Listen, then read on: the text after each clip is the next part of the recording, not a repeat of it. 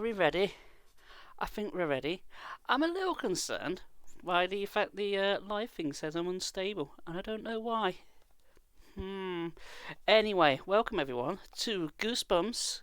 Yes, the ghost next door. Look at it. Look, it's physical. It's brilliant. Isn't physical media wonderful?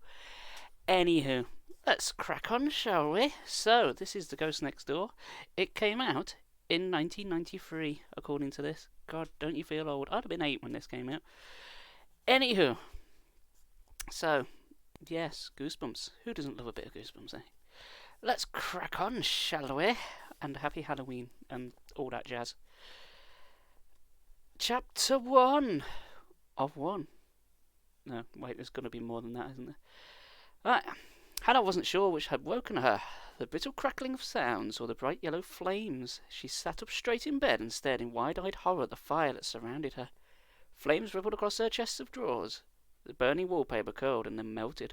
The door of the wardrobe had burned away, and she could see the fire leaping from shelf to shelf. Even the mirror was on fire. Oh dear.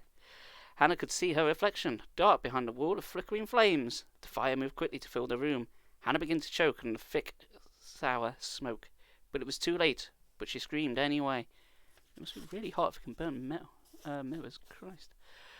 How nice to find out it was only a dream. Hannah sat up in bed, her heart pounding, her mouth as dry as cotton wool.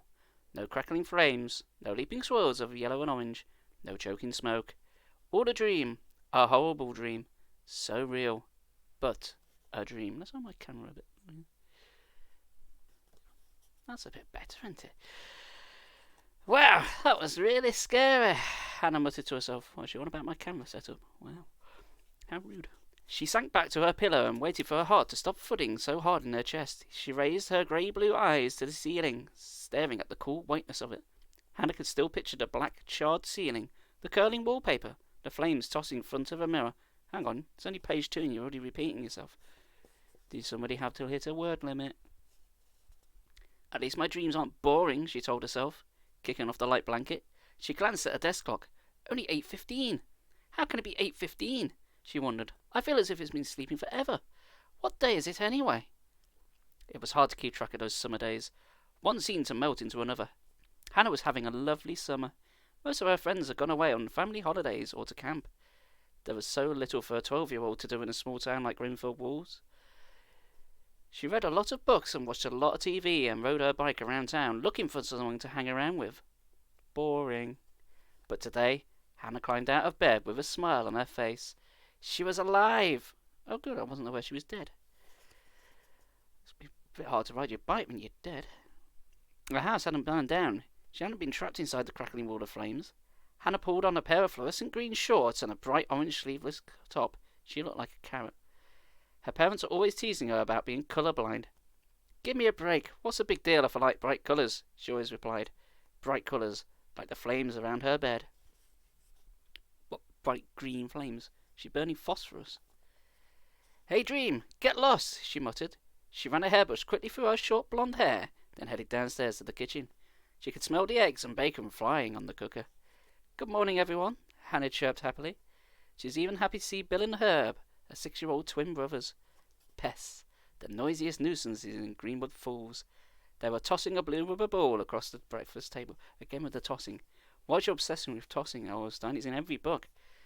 How many times do I have to tell you? No ball playing in the house. Also, stop throwing it around. Mrs. Fairchild called, turning away from the cooker to scold them. 1,000,000,000, Bill said. Herb laughed. He thought Bill was hilarious. They both thought they were a riot, when in actual fact they were cunts. Hannah stepped behind her mother and wrapped her up in a tight hug around the waist. Hannah, stop, her mother cried. I nearly knocked over the eggs. Hannah, stop. Hannah, stop. The twins imitated their mother. The balls bounced off Herb's plate, rebounded off the wall, and flew onto the cooker, inches from the frying pan. Nice shot, Ace, Hannah teased. The twins laughed their high-pitched laughs. Ha. Miss Fairchild spun around, frowning. If the ball goes in the frying pan, you're going to eat it with your eggs. Just eat it, eat it. Get yourself an egg and beat it. She threatened, shaking their fork at them. This made the boys laugh even harder. You're in a goofy mood today, Hannah said, smiling. She had a dimple in one cheek when she smiled. When are they ever in a serious mood? Her mother demanded, tossing the ball in the hallway. Well, I'm in a great mood today, Hannah declared, gazing out the window at a cloudless blue sky. Her mother stared at her. We'll get there eventually, folks. Her mother stared at her suspiciously. How come? Hannah shrugged. I just am. She didn't feel like telling her mother about the nightmare, about how good it felt just to be alive. Where's Dad? Went to work early, Miss Fairchild said, turning the bacon with the fork. Some of us don't get the entire summer off, she added. What are you going to do today, Hannah? Hannah opened the fridge and pulled out a carton of orange juice, which matches her top, I suppose. The usual, I suppose, you know, just hang around. I'm sorry you're having such a boring summer, her mother said, sighing. We just didn't have the money to send you to camp. Maybe next summer. That's okay, Mum, Hannah replied brightly. I'm having an okay summer, really. She turned to the twins. How do you two like those ghost stories last night? Not scary, Herb replied. Not scary at all. Your ghost stories are pathetic, Bill added. You both look pretty scared to me, Hannah insisted. We were pretending, Herb said. She held up the orange juice carton. Want some? Does it have pulp in it? Herb asked. Hannah pretended to read the carton. Yes, it says 100% pulp. But no fiction. I hate pulp, Herb declared. Me too, Bill agreed, making a face. Surely you must have already had a face. You didn't just make a face. Was he just completely blank up until now? It wasn't the first time they had a breakfast discussion about pulp. Can't you buy orange juice without pulp? Bill asked their mother. Can you strain it for us? Herb asked Hannah. Yes, but what about orange juice? Can I have apple juice instead? Bill asked. I don't want juice. I want milk, Herb decided. Normally this discussion would have made Hannah scream, but today she reacted calmly. One apple juice and one milk coming up, she said cheerfully. You certainly are in a good mood this morning, her mother commented. Hannah handed Billy's apple juice, and he promptly spilled it. After breakfast, Hannah helped her mother clear up the kitchen. Nice day, Mrs. Fairfield said, peering out the window. Not a cloud in the sky. It's supposed to go up to 90. 90 what? 90 million degrees? Hannah laughed. Her mother is always giving weather reports. Maybe I'll go for a long bike ride before it gets really hot, Hannah told her. She stepped out of the back door and took a deep breath. The warm air smelled sweet and fresh. She watched 2 yellow and red butterflies fluttering side by side over the flower garden. She took a few steps across the grass towards the garage. From somewhere down the road she could hear the low drone of a lawnmower. Hannah gazed at the clear blue sky. The sun felt warm on her face. Hey, look out! An alarmed voice cried. Hannah felt a sharp pain in her back. She uttered a frightful gasp as she fell to the ground. This isn't very scary so far. This is all summer and flowery and orange juicy. Where's the spooks? Chapter 2. Hannah landed hard on her elbows and knees. She turned quickly to see what had hit her. A boy on a bike. Sorry, he called. He jumped off the bike and let it fall to the grass. I didn't see you. I'm wearing fluorescent green and orange, Hannah thought. Why couldn't he see me? Maybe you blinded him. She climbed to her feet and rubbed the grass stains against her knees. Ow, she muttered, frowning at him. I tried to stop, he said quietly. I tried to stop. Hannah saw that he had bright red hair, almost as orange as corn. Do not be yellow. Brown eyes and a face full of freckles. Why are you riding my garden? Hannah demanded. Your garden? He narrowed his dark eyes at her. Since when? Since before I was born, Hannah replied sharply. He pulled a leaf from her hair. You live in that house? He asked, pointing. Hannah nodded. Where do you live? She demanded. She examined her elbows, but didn't lick them. They were dirty, but not bruised. Next door, he said, turning towards a redwood ranch-style house across the drive. Blimey, that's a mouthful. Huh? Hannah reacted with surprise. You can't live there. Hey, Umpire. How you doing, bud? Why not? He demanded. That house is empty, she told him, studying his face. It's been empty ever since the Dodsons moved away. Dodsons. Meet the Dodsons. Dead. Probably dead. It's not much of a theme tune, is it? It's not empty now, he said. I lived there with my mum. How can that be? Hannah wondered. He's a ghost. He's a ghost. I'm calling it now.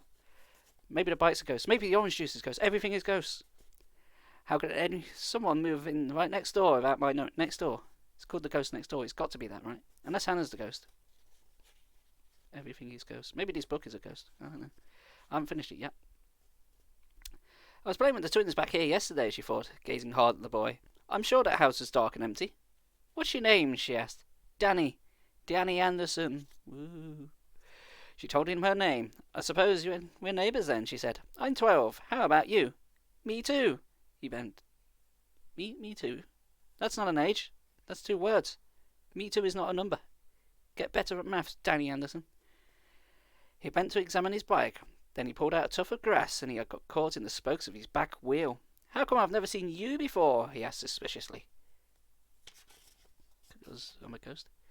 How come I've never seen you? She replied. She shrugged. His eyes crinkled in the corners as a shy little smile crossed his face. That's having a stroke. Well, have you just moved in? Hannah asked, trying to get to the bottom of the mystery. Uh-huh, he replied, concentrating on the bike. No, how long have you lived here? Hannah asked. A while. That's impossible, Hannah thought. There's no way you could have moved in next door without me knowing it. But before she could react, she heard a high-pitched voice calling from her house. Hannah? Hannah! Herb won't give me back my Game Boy. Bill stood on the back step, leaning against the open screen door. Where's Mum? Hannah shouted back. She'll get it for you. Okay. The screen door slammed hard as Bill went to find Mrs. Fairchild.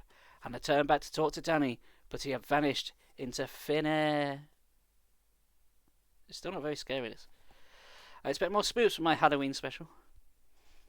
Chapter 3. The post usually came a little before noon. Hannah rushed eagerly down the bottom of the drive and pulled open the postbox lid.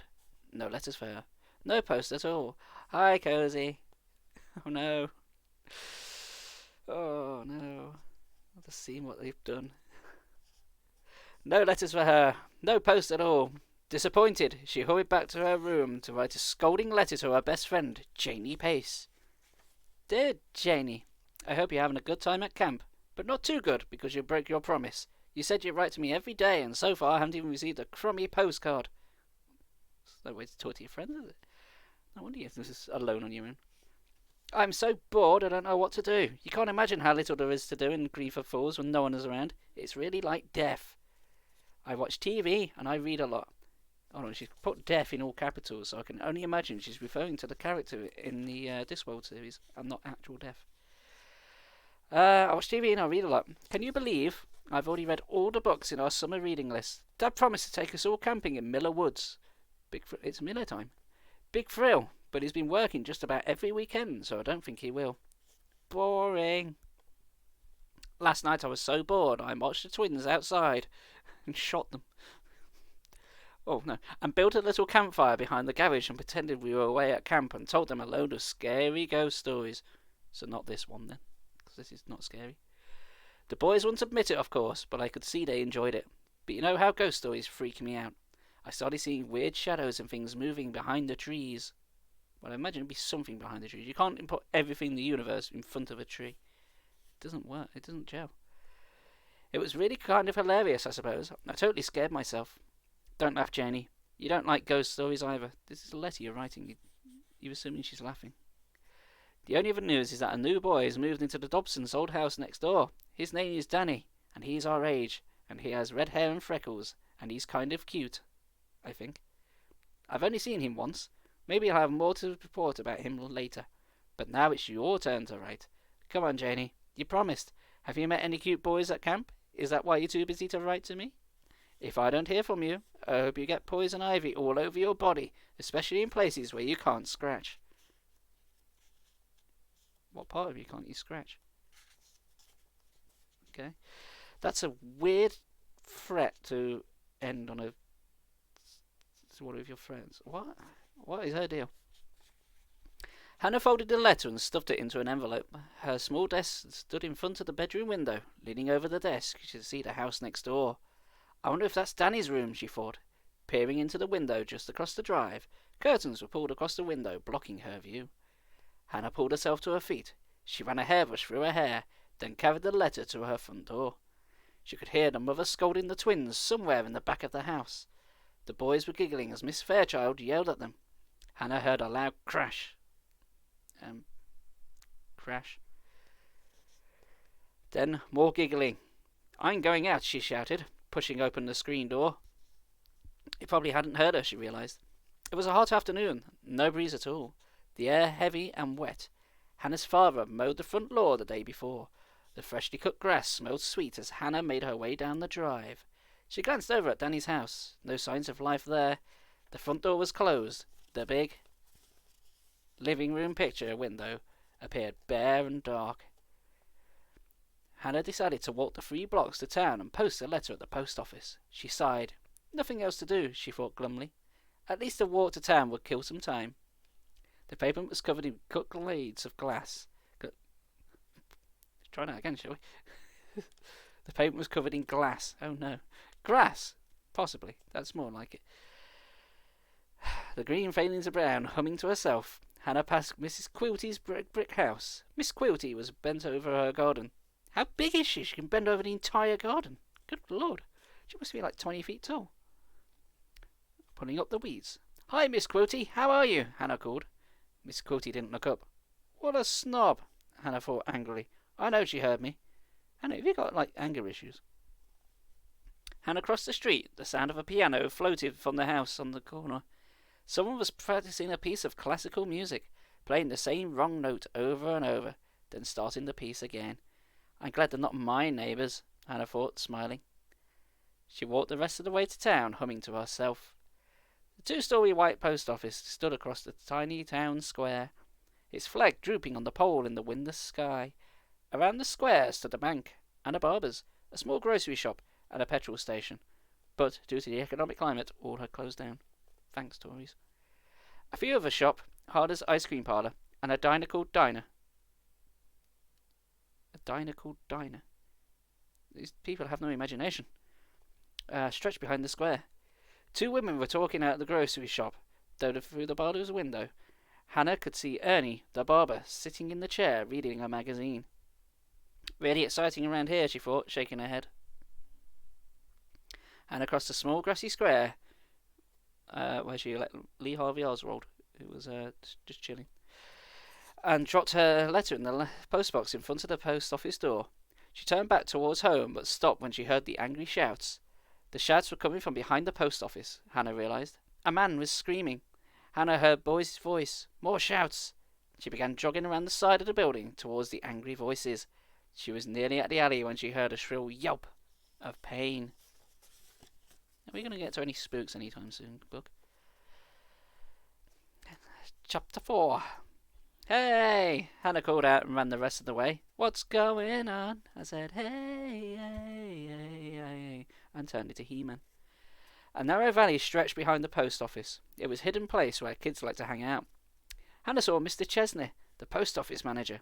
He was shaking a fist angrily at the wiry brown mutt. There were 3 boys in the alley. Hannah recognised Danny. He was hanging around the 2 boys she didn't recognise. The dog had its head lowered and was whimpering softly. A tall boy, thin and lanky with straggly blonde hair. Blonde hair? You just said brown mutt. You can't be brown and blonde. I suppose you could be a mix, but get your facts straight, bud. Grabbed by the dog gently to bend over to comfort it. Don't throw stones at my dog, the boy shouted at Miss Chesney. The other boy stepped forward. He was a short, stubby kid. Pretty tough looking, with spiky black hair. Oh, is he going to be an antagonist for the evening? He glared at Mr. Chesney, his hands clenched into fists at his side. Danny lingered away from the others, very pale, his eyes narrowed tensely. Get away! Go! I warned you, Mr. Chesney snarled. He was a thin, red-faced man, totally bald, with a busy brown moustache under his pointed nose. He wore a tight-fitting grey wool suit, despite the summer heat. You don't have the right to hurt my dog, the blond boy insisted, still cradling the mutt. The dog's stubby tail was waggling furiously now. The dog licked the boy's hand. And then he got rabies.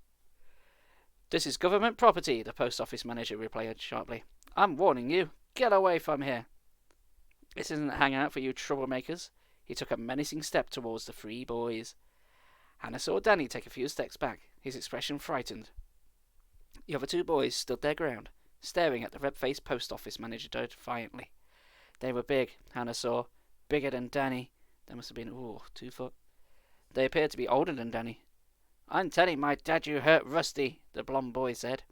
"Tell your dad you were trespassing as well." Mr. Chesney shot back. "And while you're at it, tell him you are rude and disrespectful, and tell him I'll file a complaint against all three of you louts if I catch you back here again." So someone getting sued, is that like the most terrifying thing that's going to happen so far? "We're not louts," the heavier boy shouted angrily. Then all three boys turned and started running down the alley. The dog zigzagged excitedly at their heels, his stubby tail switching wildly. Mr. Chesney stormed past Hannah, muttering curses to himself. He was so angry he pushed right past her as he made his way to the front of the post office. What a jerk, Hannah thought, shaking her head. What is his problem anyway? All of the kids in Greenwood Falls hated Mr. Chesney, mainly because Mr. Chesney hated kids. He was always shouting at them to stop loitering in the square, or stop playing such loud music, or stop talking so loudly, or stop laughing so much, or to get out of his precious alley. I think I might quite like Mr. Chesney. I'm rooting for him, so. He acts as if he owns the whole town, Hannah thought. At Halloween. Ooh, topical. Hannah and a group of her friends had decided to go to Mr. Chesney's house and spray paint his windows. But to their disappointment, Chesney was prepared for any Halloween trick players. He stood at the ready at his front window, an enormous shotgun in his hand. Just chilling with a shotgun. Jesus. Is it a super shotgun? I'm liking Mr. Chesney even more. Hannah and her friends had gone on their way, disappointed and scared. He knows how well we all hate him, Hannah realised, and he doesn't care. Just like me. The alley was quiet now. Hannah headed back towards the town square, thinking about Danny. He had looked so frightened, so pale, so pale. He nearly seemed to fade away in the bright sun. Danny's two friends didn't seem frightened at all, Hannah thought. They seemed angry and tough, or maybe they were just acting tough because Mr. Chesney was being so horrible to the blonde boy's dog. Crossing the square, Hannah searched for signs of life. In his brightly lit shop, Ernie was still sitting in the barber's chair, his face buried in a magazine. The blue estate car had pulled into the petrol station. A woman Hannah didn't recognise was hurrying to get to the bank before it closed. No sign of Danny and his two friends. I think I'll go home and watch General Hospital, Hannah thought with a sigh. You're going home to watch General Hospital? And you're moaning about everyone else being boring? Pot calling the kettle black, love. She crossed the street and made her way slowly towards home. Tall trees, maples and birches and sassafras. Trees. There were trees. Trees in the pavement. The leaves were so thick they nearly blocked the sunlight. It was cooler than under their shade, Hannah realised as she walked under them. She was halfway down the block when the dark figure slid out from behind a tree. At first Hannah thought it was just a shadow cast by the wide trunk, but then, as her eyes adjusted to the shade, the figure became clear. Hannah gasped and stopped walking. She stared hard, squinting at him, struggling to bring him into focus. He stood into a deep blue puddle of shadow. Deep blue shadow? What? Dressed in the black, he was tall and slender, his face completely hidden in darkness. Hannah felt a cold shiver of fear roll down her body. Who is he? She wondered. Why is he dressed like that? Why is he standing so still, keeping in the shadows, staring back at me from the dark shade? Is he trying to scare me? He slowly raised his hand, motioning him for her to come nearer. His heart fluttering in her chest, Hannah took a step back. Is there really someone there? A figure dressed in black?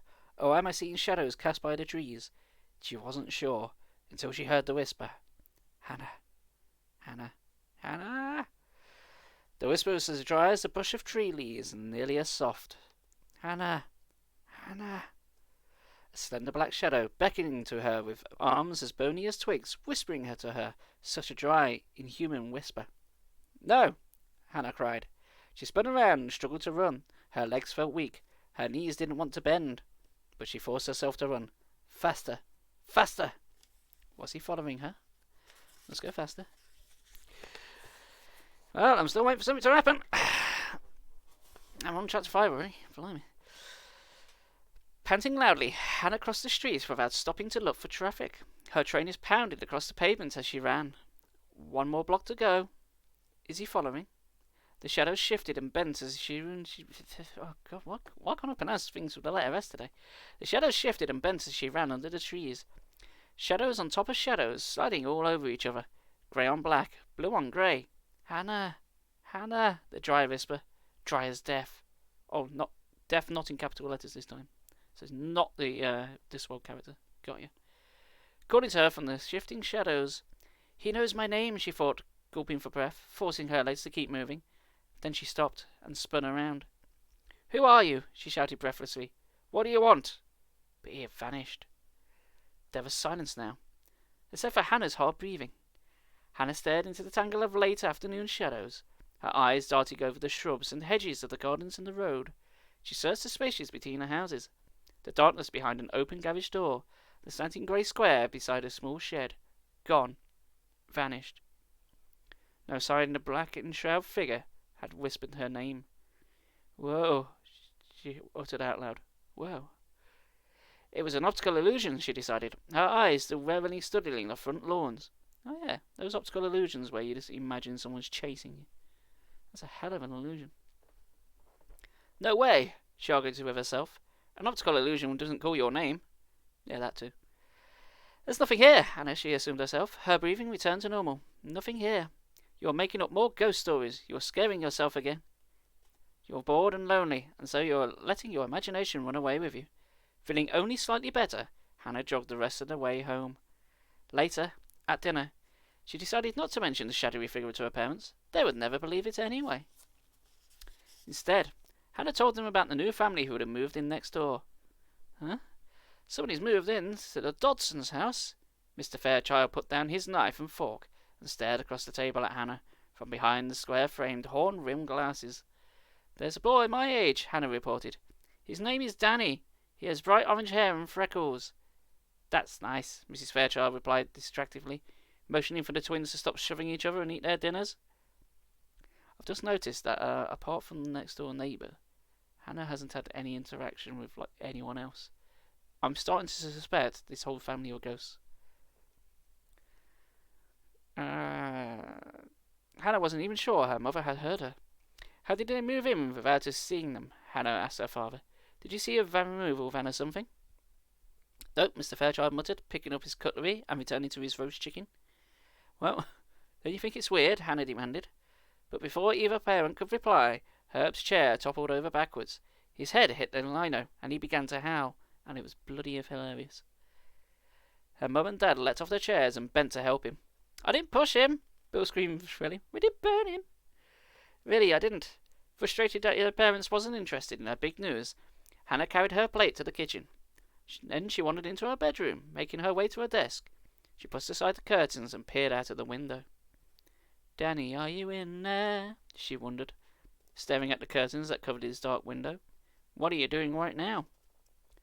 The summer days seemed to float by. Hannah could barely remember how she passed the time. If only some of the friends were around, she thought wistfully. If only one of my friends was around. If only one of my friends was right. Such a lonely summer. She looked for Danny, but he never seemed to be around. When she finally saw him in his back garden late one afternoon, she hurried over to talk to him. Hi! She shouted enthusiastically. He was tossing a tennis ball, again with the tossing, against the back of the house and catching it. The ball made a loud fock each time it hit the wall. Fucking hell. Hi, Hannah called again, jogging across the ground. Danny turned and startled. Oh, hi! How's it going? He turned back to the house and tossed the ball. He was wearing a blue t-shirt over baggy black and yellow striped shorts. Hannah walked beside him. Don't really have to know what he's wearing. Fuck! The ball hit the wall just below the gutter and bounced into Danny's hand.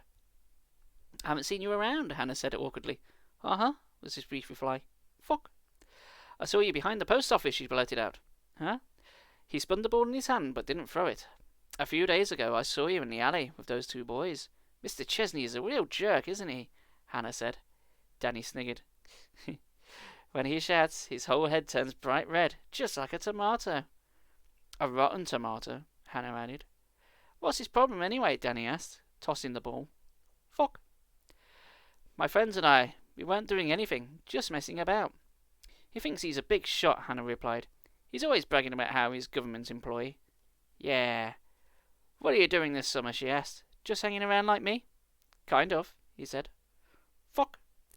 He missed the ball, and he had to chase it back to the garage. As he walked back towards the house, he gazed at her, as if seeing her for the first time. Hannah suddenly felt self-conscious. She was wearing a yellow top with jam stains on the front and her rattiest blue cotton shorts. Those two boys, Alan and Fred, they're the boys I usually hang around with, he told her. Boys from school. Fuck. How could he have friends from school, Hannah wondered.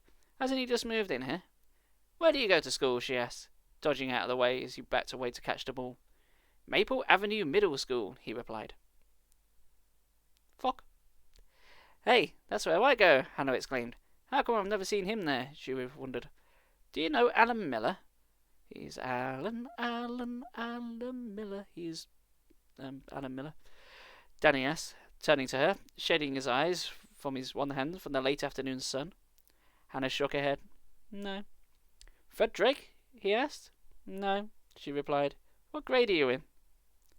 I'm in the 8th this year, he said, turning back to the wall. Fuck. Me too, Hannah declared. Do you know Janie Pace? No. What about Josh Goodman? Hannah asked. Danny shook his head. Don't know. Weird, Hannah said, thinking out loud. Danny threw the tennis ball a little too hard, and it landed on the sloping grey tile roof. Ah, no fog. They both watched it hit, then roll down into the gutter. Danny sighed and, staring up at the gutter, made a disgusted face. How could we be in the same grade and not know any of the same kids? Hannah demanded. He turned to her, scratching his red hair with one hand. How weird, Hannah repeated. Danny stepped into the deep blue shadow of the house. Hannah squinted hard. He seemed to disappear into the wild rectangle of shadow. That's impossible, she thought. I would have seen him at school. If we're in the same grade, there's no way I could have missed him. Is he lying? Is he making this all up? He had completely vanished in the shadow. Hannah squinted hard, waiting for her eyes to adjust. Where is he? Hannah asked herself. He keeps disappearing. Like a ghost. A ghost. The word popped in and out of her mind. When Danny came back into view, he was pulling an aluminium ladder along the back of the wall of the house. Aluminium, not aluminum, because I'm British. What are you going to do? Hannah asked, moving closer. Get my ball, he replied, and began climbing the ladder. His white Nikes hanging all over the narrow metal rungs. Oh, name dropping, are we? Are we getting paid, Mr. Stine? Hannah moved closer. Don't go up there, she said, suddenly gripped with a cold feeling. Huh? He called down. He was already halfway up the ladder, his head nearly level with the gutter. Come down, Danny. Hannah felt a wave of dread sweep over her, a heavy feeling in the pit of her stomach. I'm a good climber, he said, pulling himself up higher. I climb everything. My mum says I should be in a circus or something. Yes, because the circus are well known for climbing ladders and nothing else. Before Hannah could say anything more, he clambered off the ladder and was standing on the sloping roof, his legs spread apart, his hands stretched up high in the air. See? Hannah couldn't shake off the premonition, the heavy feeling of dread. Danny, please. Ignoring her shrill cry, he bent to pick up the tennis ball from the gutter. Hannah held up her breath and reached for the ball. Suddenly, he lost his balance. His eyes went wide with surprise. His trainer slipped on the tiles, his hands shot up as if trying to grab onto something. Hannah gasped, staring helplessly as Danny toppled head first off the roof. Andy died. The end. No, okay. Chapter 6. Hannah screamed and shut her eyes. Ah! I've got to get help, she thought. Her heart pounding, she forced herself to open her eyes and search the ground for Danny, but to her surprise he was standing in front of her, a mischievous grin on his face. Huh? Hannah uttered a gasp of surprise. You're okay? Danny nodded, still grinning. He didn't make a sound, Hannah thought, staring hard at him. He landed without making a sound. She grabbed his shoulder. You're okay? Yeah, I'm fine, Danny said calmly. My middle name is Daredevil. Danny Daredevil Anderson. Matt Murdoch's going to have words with you, mate. He's a lawyer. You're going to have a very bad time. That's what my mum always says. He tossed the boy casually from hand to hand. You scared me to death, Hannah cried. Her fright was turning to anger. Why did you do that? He laughed. Ha! You could have been killed, she told him. No way, he replied quietly. She scowled at him, staring hard into his brown eyes. Do you do things like that all the time? Falling off roofs just to scare people? His grin grew wider, but he didn't say anything. He turned away from her and tossed the tennis ball at the house. Fuck. I love that word. It's my new favourite word. You were falling head first, Hannah said. How did you land on your feet? Danny chuckled. Magic, he replied slyly. But, no, he didn't land on his butt. Hannah, she turned to see her mother calling for her from the back door. What is it? Hannah shouted. Fuck. I have to go out for an hour. Can you come and take care of Bill and Herb? Hannah turned back to Danny. I've got to go. See you. See you, he replied, flashing her a freckle-faced grin. Fuck. Do you reckon Danny's doing this as an insurance scam and he's claiming on injuries? That's why he keeps throwing himself off ladders. And is that how he died? We'll see. Hannah heard the sound of the ball against the redwood wall as she jogged across the drive to her house. Again she pictured Danny plummeting off the roof. How did he do it, she wondered. How did he land on his feet so silently? I'll only be gone an hour, her mother said, searching her bag for the car keys. How is it out tonight? It's supposed to cloud over and rain tonight. Another weather report, Hannah thought, rolling her eyes. And her head, apparently. Don't let them kill each other, if you can help it, Mrs. Fairchild said, finding the keys and shutting her bag. That was Danny, Hannah told her. The new kid next door. Did you see him? Sorry. Miss Fairchild hurried to the door. You didn't see him? Hannah called. The screen door slammed. Close enough. Bill and Herb appeared and pulled Hannah into their room. Snakes and ladders, Bill demanded. Yeah, let's play snakes and ladders, Herb echoed. Hannah rolled her eyes. She hated that game. It was so childish. Okay, she agreed with a sigh. She dropped down opposite them on the rug. Yay! Bill cried happily, opening the game board. You'll play? Yeah, I'll play, Hannah told him unhappily. Can we cheat? Bill asked. Look, mate, if you cheat at snakes and ladders, you're cheating only yourself. Yeah, let's cheat, Herb urged with grinning enthusiasm. Who cheats at snakes and ladders? There's nothing to cheat at. You just roll the dice and it's all luck. Honestly. After dinner, the twins were upstairs arguing with their parents over which of them had got to have the last bath. They both hated baths and always fought to be the last. Surely if you hated baths, you want to go first and get it over and done with, right? Otherwise, you're just delaying the inevitable.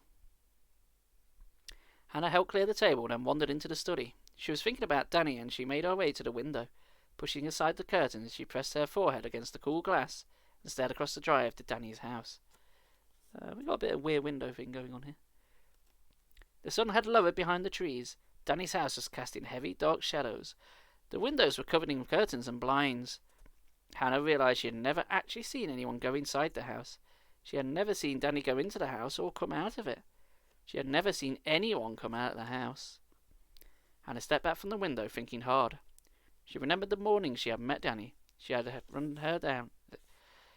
After he had run her down in the back garden, she had been talking to him, and he had vanished into thin air. Spoopy. She thought about how she seemed to disappear into the shadow at the side of the house, how she had to squint really hard to see him, and she thought about how he had seemed to float to the ground.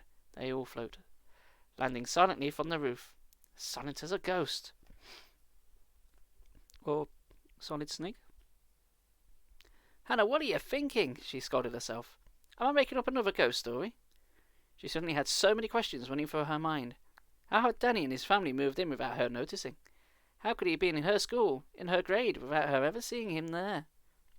How come she didn't know his friends and he didn't know hers? It's all so weird, Hannah thought. I'm not imagining it at all. I'm not making it up. What if Danny really is a ghost? If only she had someone to talk to, someone to discuss Danny with. But her friends were all away, and her parents would certainly never listen to such a crazy idea. I'll have to prove it myself, Hannah decided. I'll study him. I'll be scientific. I'll observe him. I'll spy on him. Yeah, we are doing real well now, aren't we? Blimey. I'll go and look in the kitchen window, she decided. Is that the real one? She stepped out of the back step and pushed the screen door shut behind her. It was a warm, still night. A pale silver moon hung above the back garden in a royal blue sky. As Hannah headed across the back garden, taking long, rapid strides, crickets began to chirp loudly, and thought they were birds for some reason. Danny's house loomed in front of her, low and dark against the sky. The ladder was still propped against the back wall. Hannah crossed the drive that separated her garden from his. Her heart pounding, she crept across the grass and climbed the 3 low concrete steps into the back porch. The kitchen door was closed. She stepped up to the door, pressed her face close to the window, and peered into the kitchen, and gasped. Well, she'd not seen a kitchen before. Oh, my mouth is dry. Anyone else's? Are you having fun so far?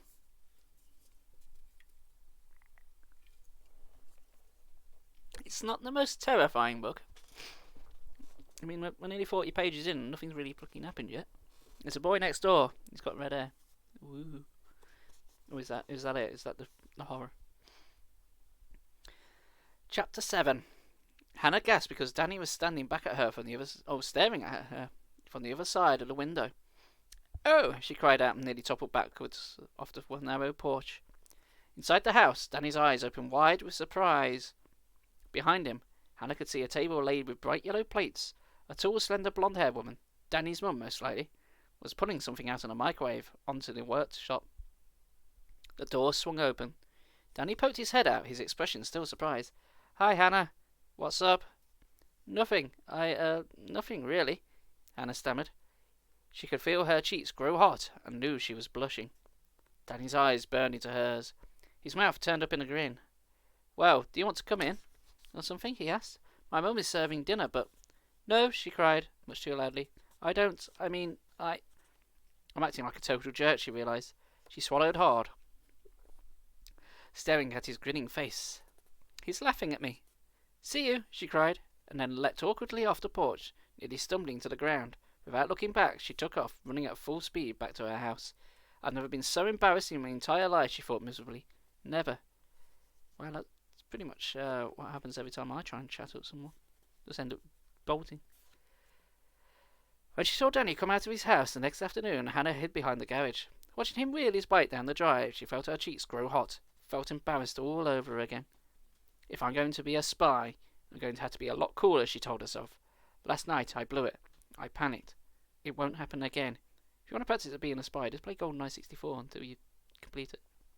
Then you'll be unstoppable.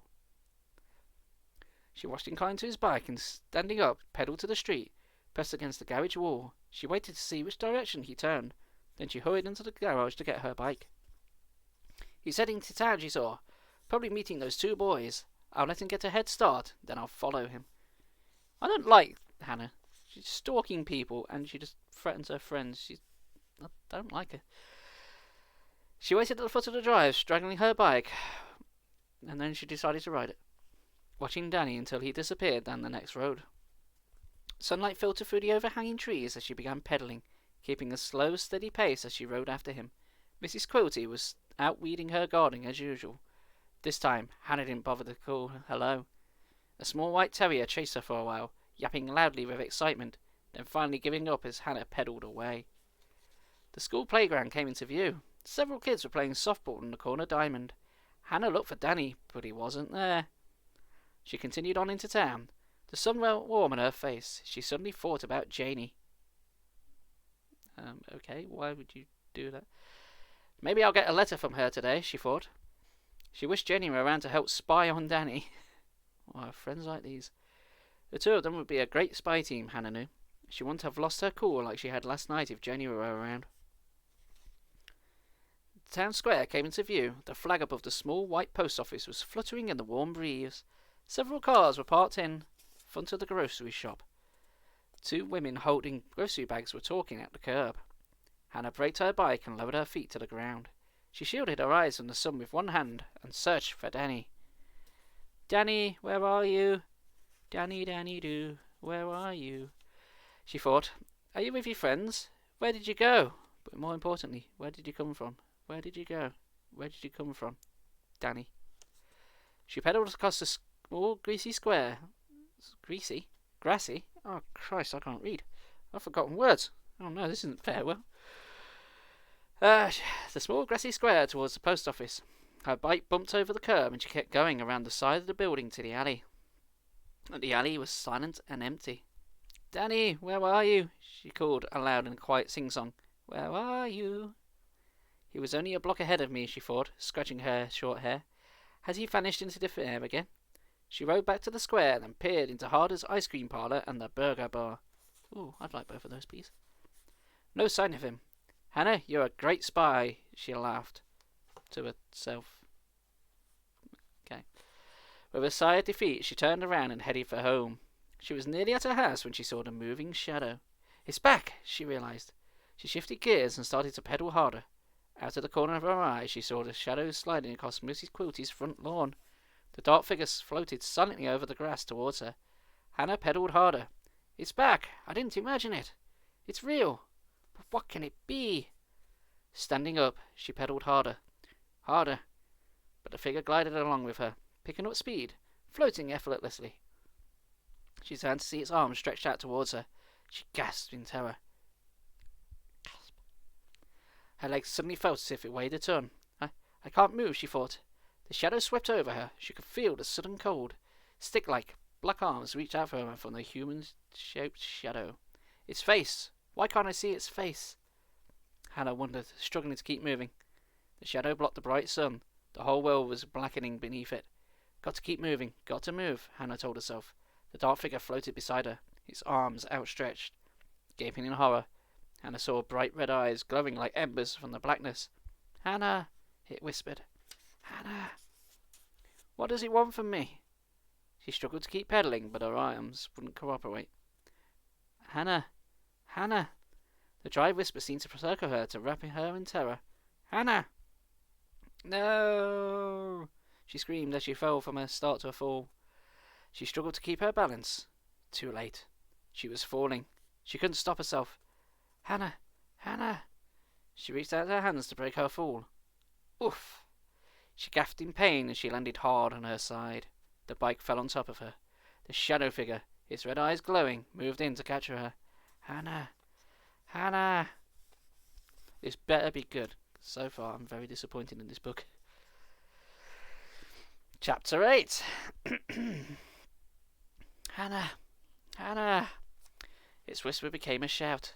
Hannah! Her side throbbed with pain. She struggled to catch her breath. What do you want? She managed to cry. Leave me alone, please. Hannah, it's me. She raised her head to see Danny standing above her. He straddled his bike, gripping the handlebars, staring down at her, his features tight with concern. Hannah, are you okay? You okay? You okay, Hannah? The shadow! She cried, feeling dazed. Danny lowered his bike to the grass and hurried over. He lifted her bike off her and laid it down beside his. Then he reached for her hands. Are you okay?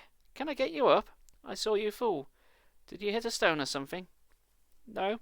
She shook her head, trying to clear it. The shadow. He reached for me and... Danny's expression changed to bewilderment.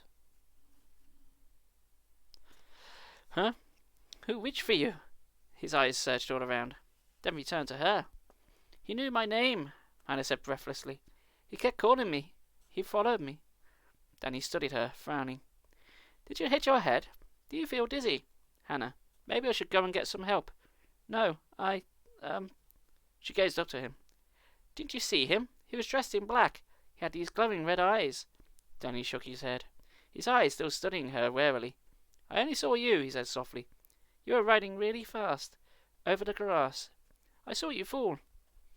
You didn't see someone wearing black? A man chasing me? Danny shook his head. There was no one else on the street, Hannah, just me. Maybe I did bump my head, Hannah muttered, raising her hands to her short hair. Danny reached out a hand. Can you stand? Are you hurt? I think I can stand, she allowed him to pull her to... She allowed him to pull her to her feet. Her heart was still pounding. Her entire body felt shaky. Narrowing her eyes, she searched the front gardens, her eyes lingering on the wide circles of shade from the neighbourhood's old trees. No one in sight. You really didn't see anyone? She asked in a tiny voice. He shook his head. Just you. I was watching from over there. He pointed to the curb. But I thought... Her voice trailed off. She could feel her face grow red. This is embarrassing, she thought. He's going to think I'm a total nutcase. And when she thought, maybe I am.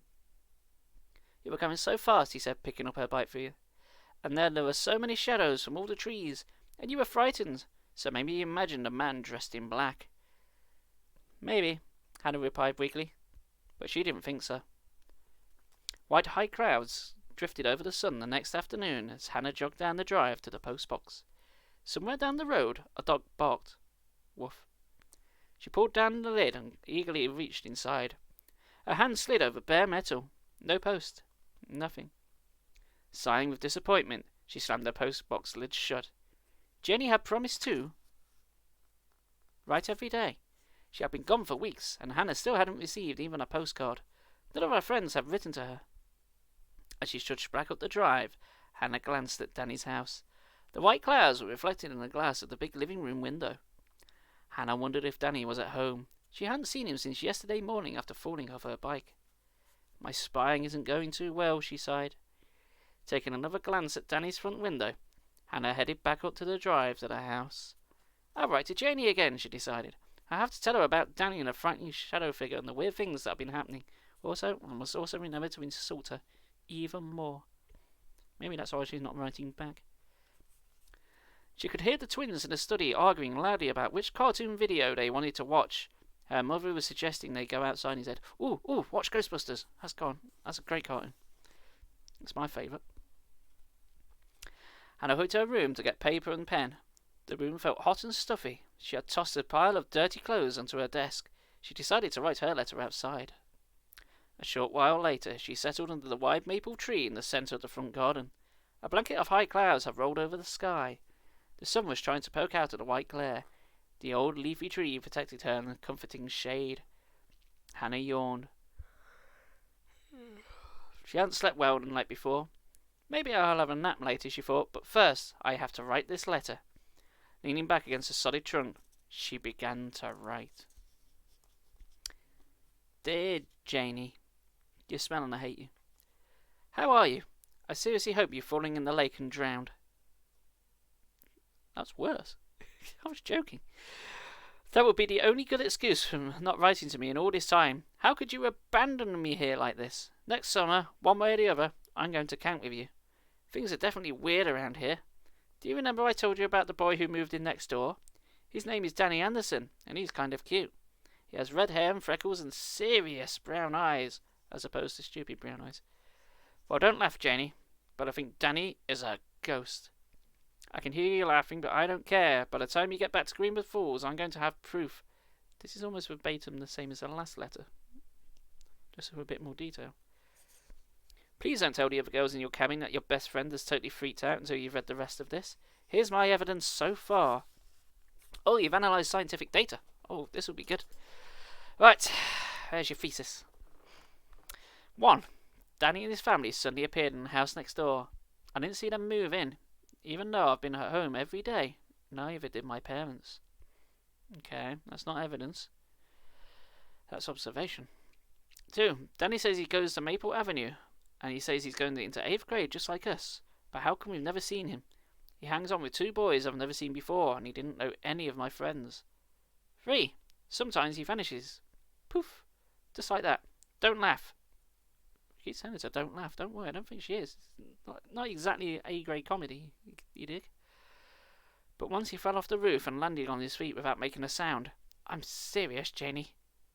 She keeps writing in like capitals every now and again, and I don't know why. Yesterday I was being chased by a scary shadow and I fell off my bike. And when I looked up, the shadow was gone. And Danny was standing in his place. And... this is starting to sound really crazy. I wish you were here so I could explain it better. Like it sounds so dumb in a letter, like I'm really messed up or something. I know you're laughing at me.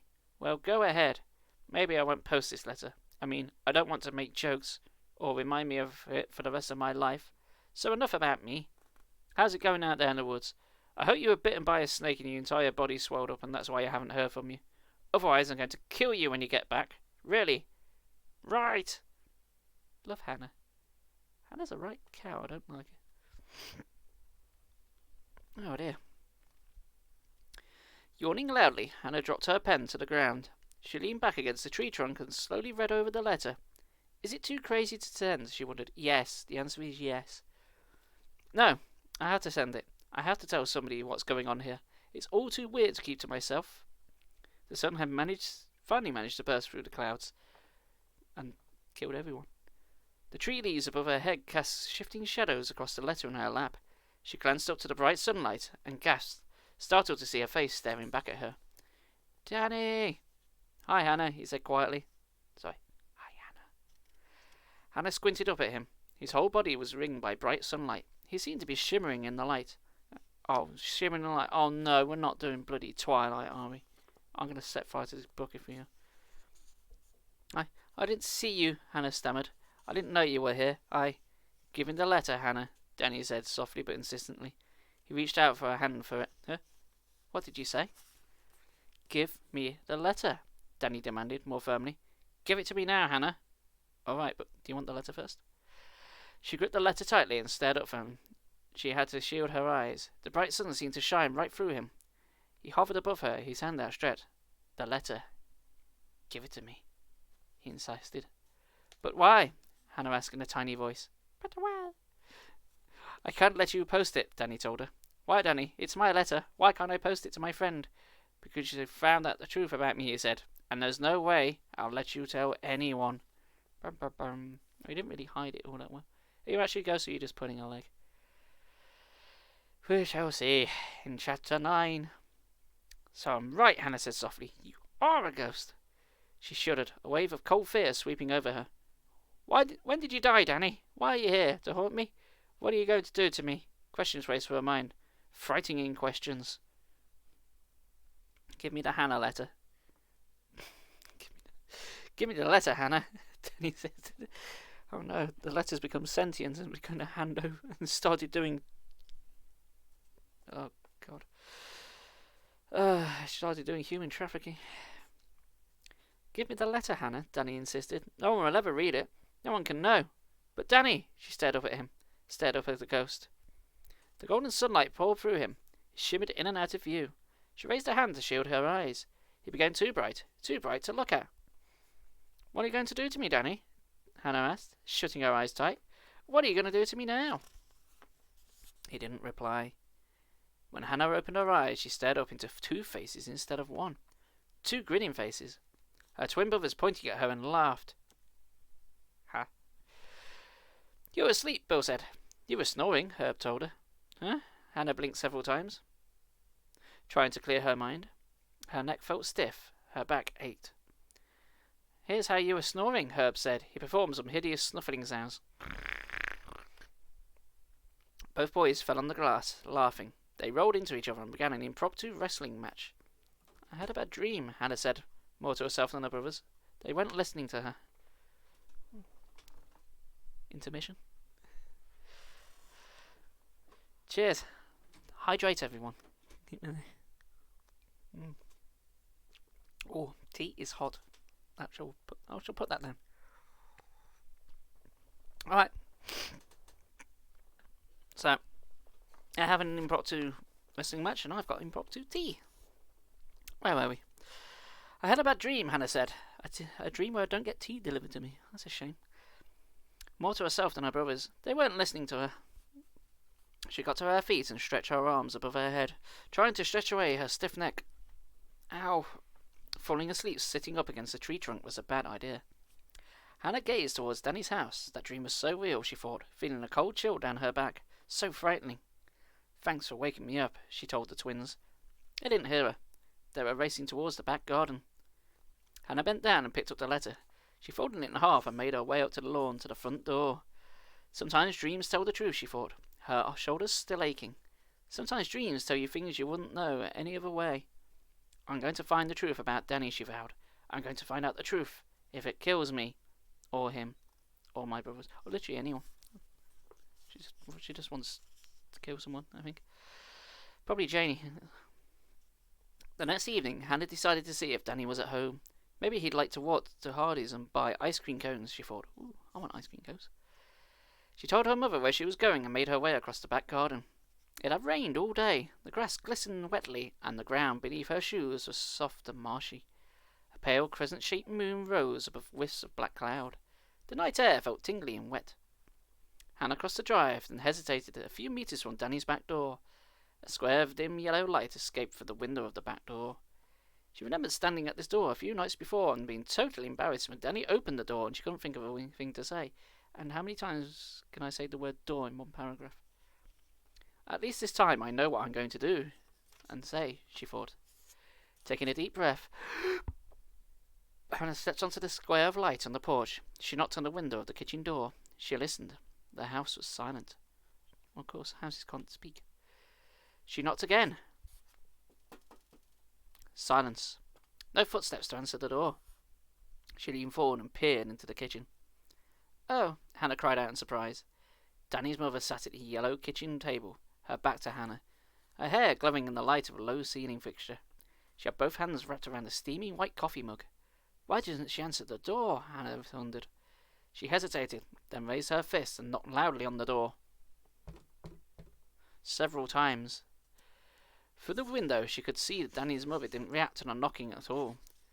She lifted the white mug to her lips and took a long sip. Back to Hannah. "Oh, I can do that too." White mug.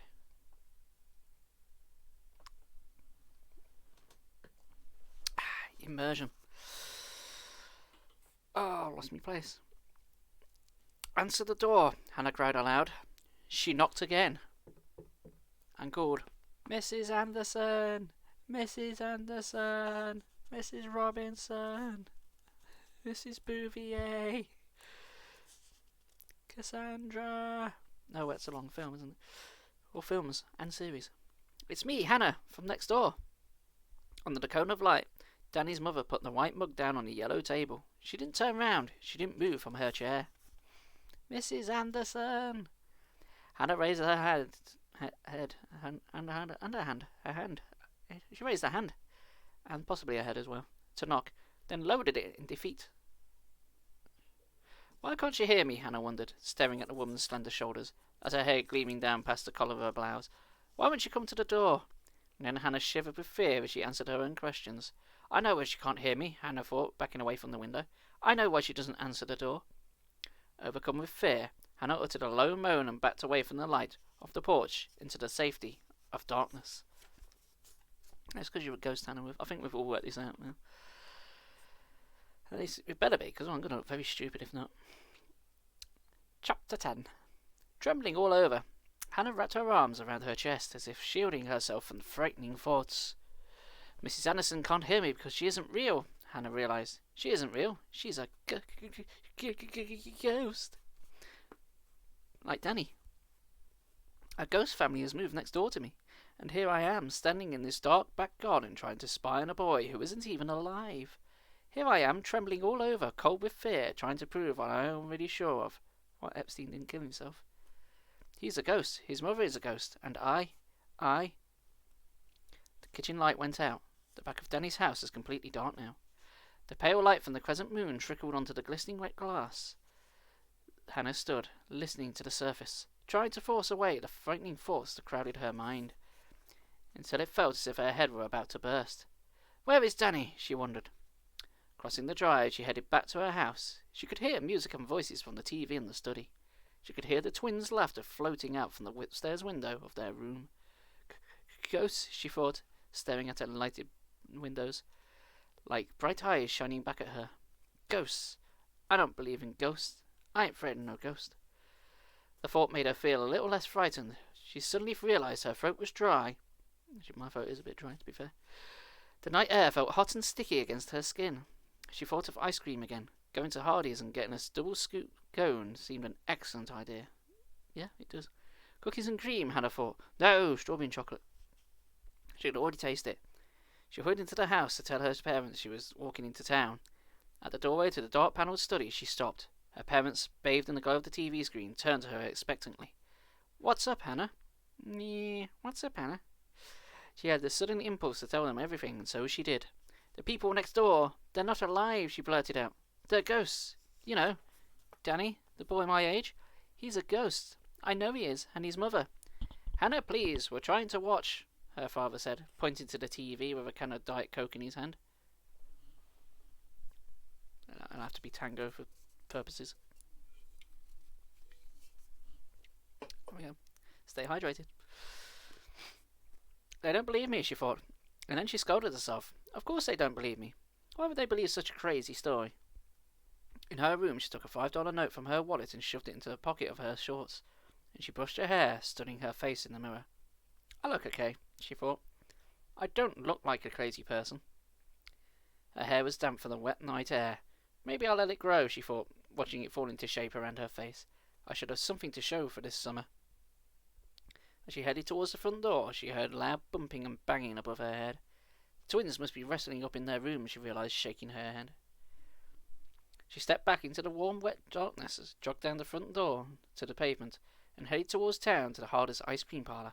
Oh, we're actually going to get ice cream. Oh man, it's the best part of the book so far. The tall, old-fashioned looking streetlights cast circles of blue light white across the street. The lights, trembling in soft gusts of wind, whistled over the pavement as Hannah stepped beneath them. Ghosts on the pavement, she thought with a shiver.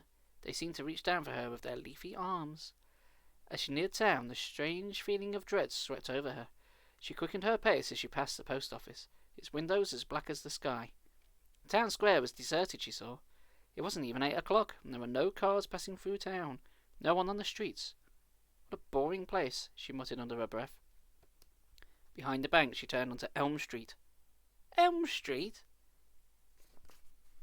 It's right there. That's not joking. How do you get away with calling it Elm Street? My word. Hardy's ice cream parlour stood into the next corner. A red neon ice cream cone on the window, casting a red glow into the pavement. Hold on, look at these kids, and they're on Elm Street. They should probably move. If they're not dead and ghosts, they're going to be very soon. As she walked closer, she could see the glass front door of the small shop propped open invitingly. She stopped a few metres from the door. A feeling of dread suddenly I can't speak. I'm still thinking about Elm Street. The feeling of dread suddenly became overpowering. Despite the heat of the night, she felt cold all over. Her knees trembled. And now I get excited when there's ice creams involved too. What's going on, she wondered. Why do I feel so strange? In this neighbourhood, who are we going to call? Ghosts. As she stared through the red glare of the neon cone into the open doorway, a figure burst out, followed by another, and another. Into the light they ran, their faces twisted in fear. Staring in surprise, she recognised Danny in the front, followed by Alan and Fred. They each held ice cream cones in front of them. They ran from the shop, bent forward as if straining to flee as fast as possible. The trainers thudded against the pavement, and I heard loud, angry shouts from inside the shop. Without realising it, she had moved close to the door. She could still hear the 3 boys running away, but she could no longer see them in the darkness. She turned and felt something hit her hard from behind. "Oh!" she cried out, as she was thrown heavily on the hard pavement. Ooh, spooky. Chapter 11. I'm guessing she's a ghost. Everyone she's interacted with is also a ghost, and all these shadows are alive people. Is that what we're doing? Is it that predictable? Or has it got something else up its sleeve? I hope so. Children's book. I expect a better twist from you.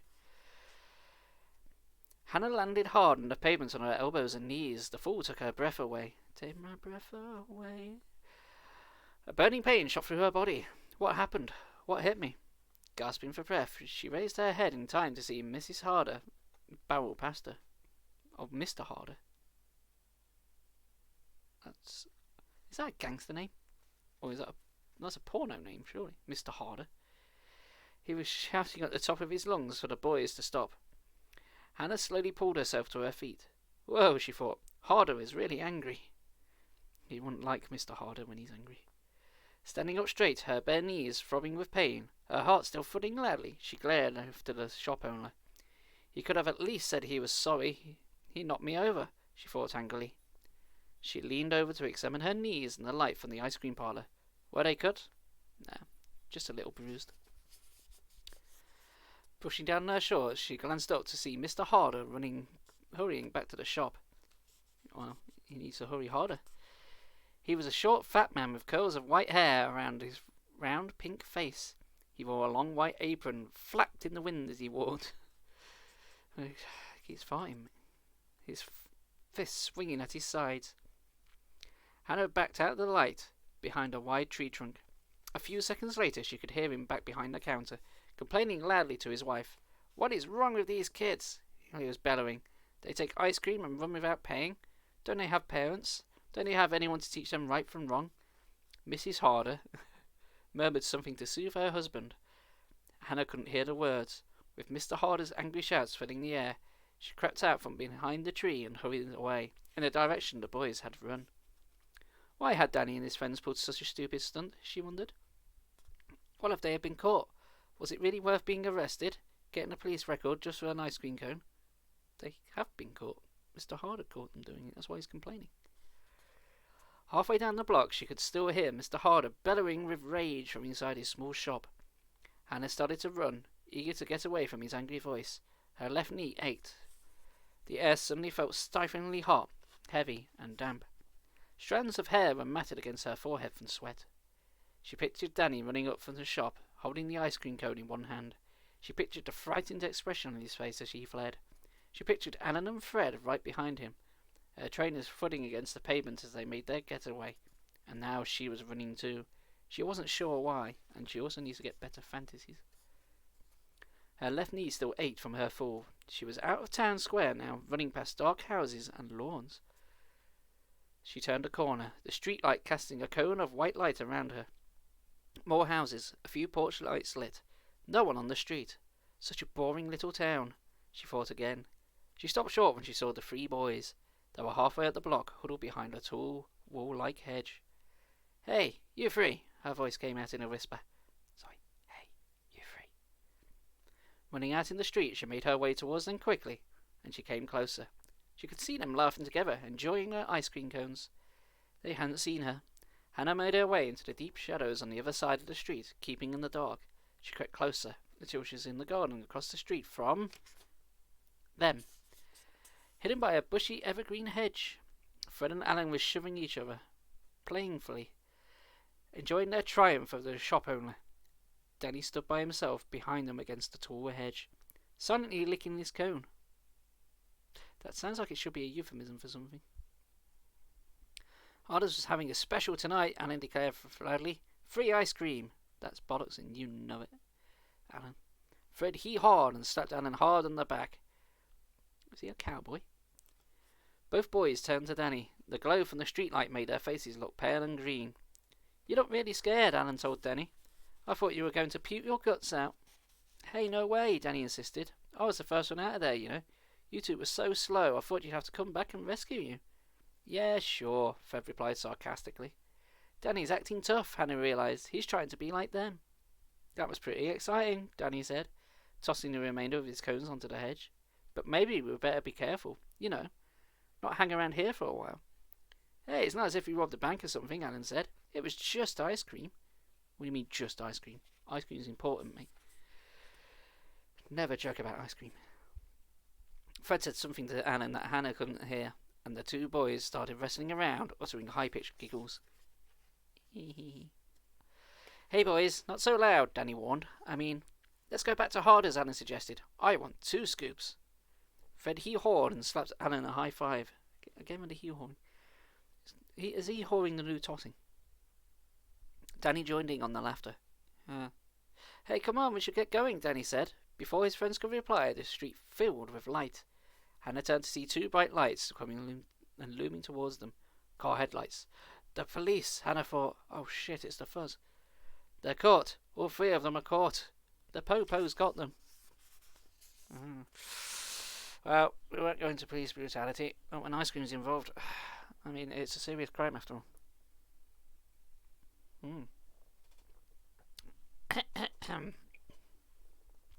Chapter 12. The car stopped. Hannah peered out from behind the hedge. "Hey, you kids!" the driver called out to the boys in a gruff voice. He poked his head out from the car window. "It isn't the police," Hannah realized, breathing a long sigh of relief. The boys froze against the hedge in the dim light from the street light. Hannah could see that the driver was an elderly man, white-haired, wearing glasses. "We're not doing anything, just talking. And there's nothing you can prove otherwise," Fred called to the man. "Do any of you know how to get to Route 112? The man asked. The light went on outside the car. Hannah could see a road map in the man's hand. Fred and Alan laughed. Relieved laughter. Did they hee-haw as well? Danny continued to stare at the driver, his expression still frightened. "Route 112, the man repeated.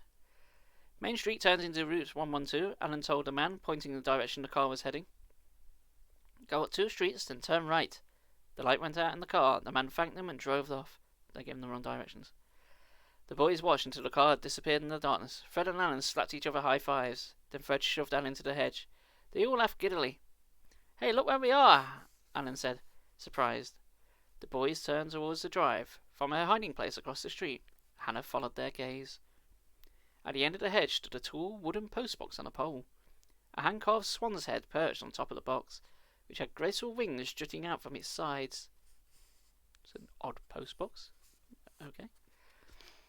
It's Chesney's house, Alan said, making his way across the hedge towards the postbox. He grabbed the rings with both hands. Can you believe this postbox? I don't know, does it tell lies? Chesney carved it himself, Fred said, sniggering. What a dork. Well, we've already established a right move with Chesney. If he's going to carve his postbox in the shape of a swan, he gets bonus points. It's his pride and joy, Alan sneered. He pulled open the lid and peered inside. Empty. Who would write to him? Danny declared, trying to sound as tough as his two friends. Wow, no wonder Mr. Chesney hates you, you little shit. Hey, I've got an idea, Danny, Fred said. He stepped toward Danny and started shoving him towards the postbox. Whoa, Danny protested.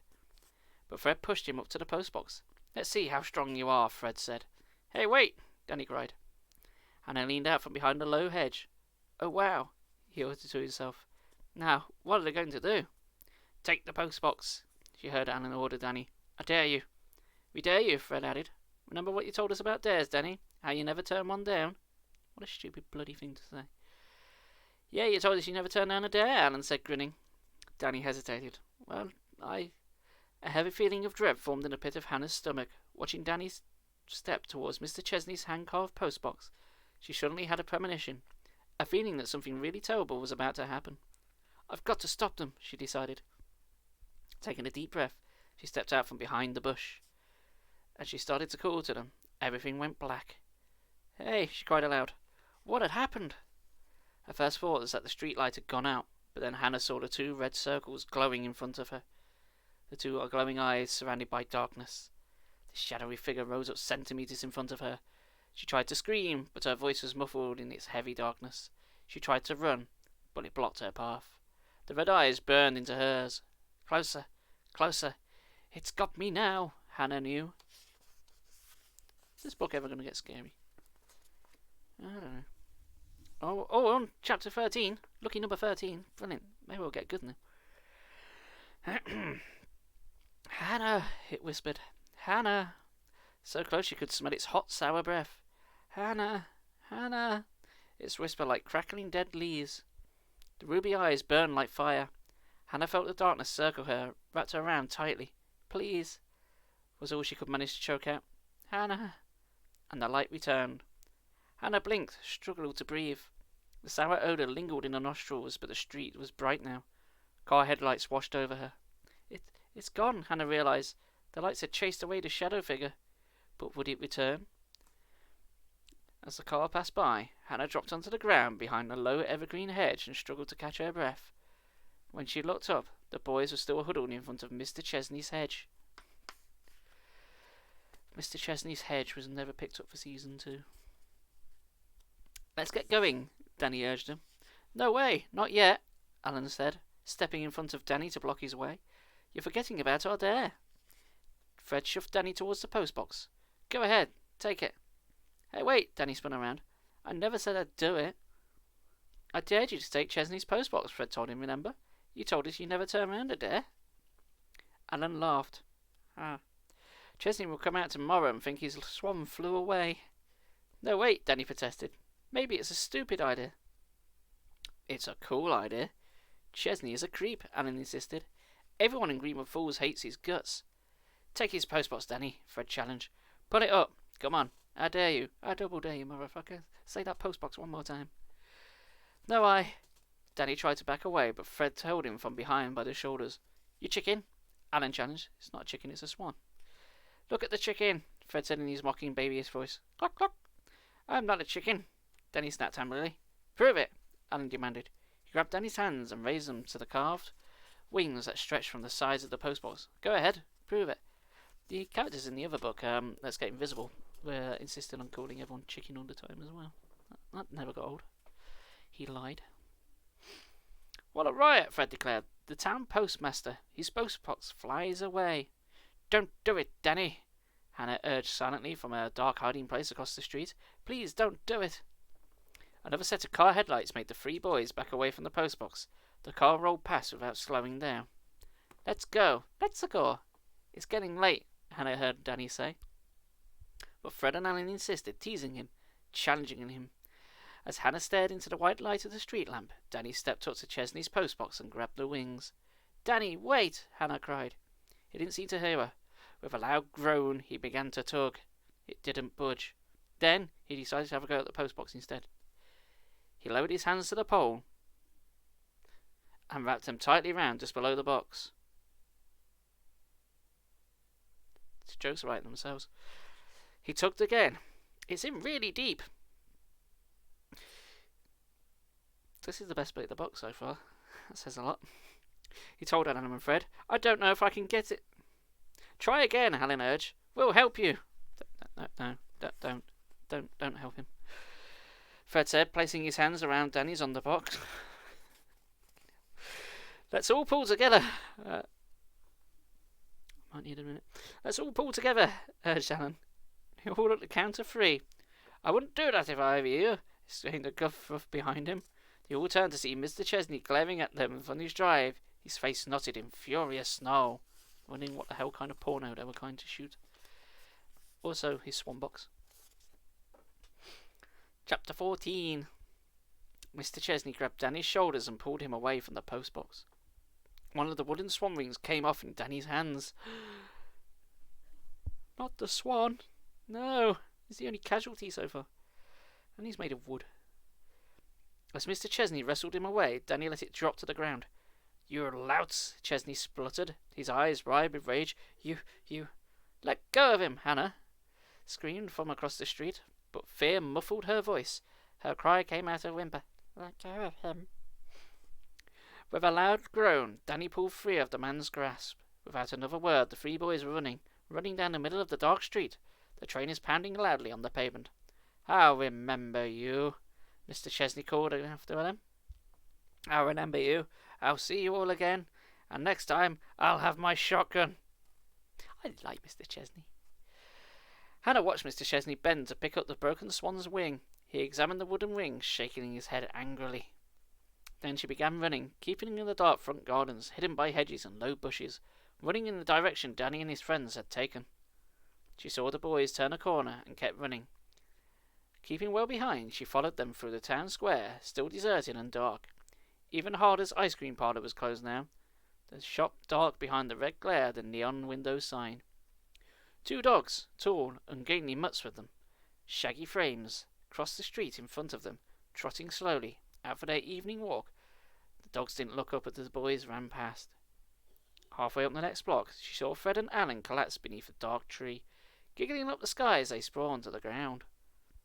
Danny leaned against the wide tree trunk, panting loudly, and then trousering loudly. Fred and Alan couldn't stop laughing. Did you see the look on his face with that stupid ring dropped off? Fred cried. I thought his eyes were going to pop out. Alan exclaimed gleefully. I thought his head was going to explode. Danny didn't join in their laughter. He rubbed his right shoulder with one hand, but not his foot. He really wrecked any shoulder when he grabbed me, he said, groaning. You should sue him, Alan suggested. He and Fred laughed uproariously, sitting up to slap each other high fives. High five. No, really, Danny said quietly, still rubbing his shoulder. It really hurt me when he swung around. I thought, what a creep, Fred said, shaking his head. We'll have to pay him back, Alan said. We have to. Maybe we should stay away from here, Danny said, still breathing hard. You heard what he said about getting his shotgun. The other 2 boys laughingly scorned. Yeah, sure. He'd really come after us with a shotgun. I really hope he comes after them with a shotgun. Don't give me Chekhov's shotgun and don't let it deliver the book. Alan scoffed, brushing blades of freshly cut grass from his straggly hair. The respected town postmaster shooting at innocent kids, Fred said. Yeah, he goes postal. Gone! Mr. Chesney goes postal. I'm rooting for that. Come on. It'll be a different tone to the book, but I'm very much welcome it. Fred said, sniggering. No way, you're just trying to scare us, right, Danny? Danny stopped rubbing his shoulder and frowned upon Alan and Fred, who were still sitting on the grass. I don't know. Oh, Danny is scared, Fred cried. You're not scared of that old geek, are you? Annie demanded. Just because he grabbed your shoulder doesn't mean... I don't know, Danny interrupted angrily. The old man seemed pretty out of control to me. He was so angry. I mean, maybe he would shoot us to protect his precious postbox. Bet we could make him a lot angrier, Alan said quietly, climbing to his feet, staring intently at Danny. Yeah, bet we could, Danny agreed, grinning. Unless you're chicken, Danny. Again with the chicken, Danny said, moving close to Danny, challenging his voice. It's getting late, Danny said, trying to read his watch in the dark. I promised my mum I'd go home. Fred climbed to his feet and moved to Alan. We should teach Chesney a lesson, he said, brushing braids of glass out the back of his jeans. His eyes gleamed mischievously in the dim light. We should teach him not to pick on innocent kids. Yeah, you're right, Alan agreed, his eyes on Danny. I mean, he hurt Danny. He had no business grabbing him like that. I've got to get home. See you two tomorrow, Danny said, waving. Okay, see you, Fred called after them. At least we get some free ice cream tonight, Alan exclaimed. As Danny walked quietly away, Hannah could hear Alan and Fred giggling their gleeful, high-pitched giggles. Free ice cream, she thought, frowning. Those two boys are really looking for trouble. No, they were looking for ice cream and found it. She couldn't help herself. She had to say something to Danny.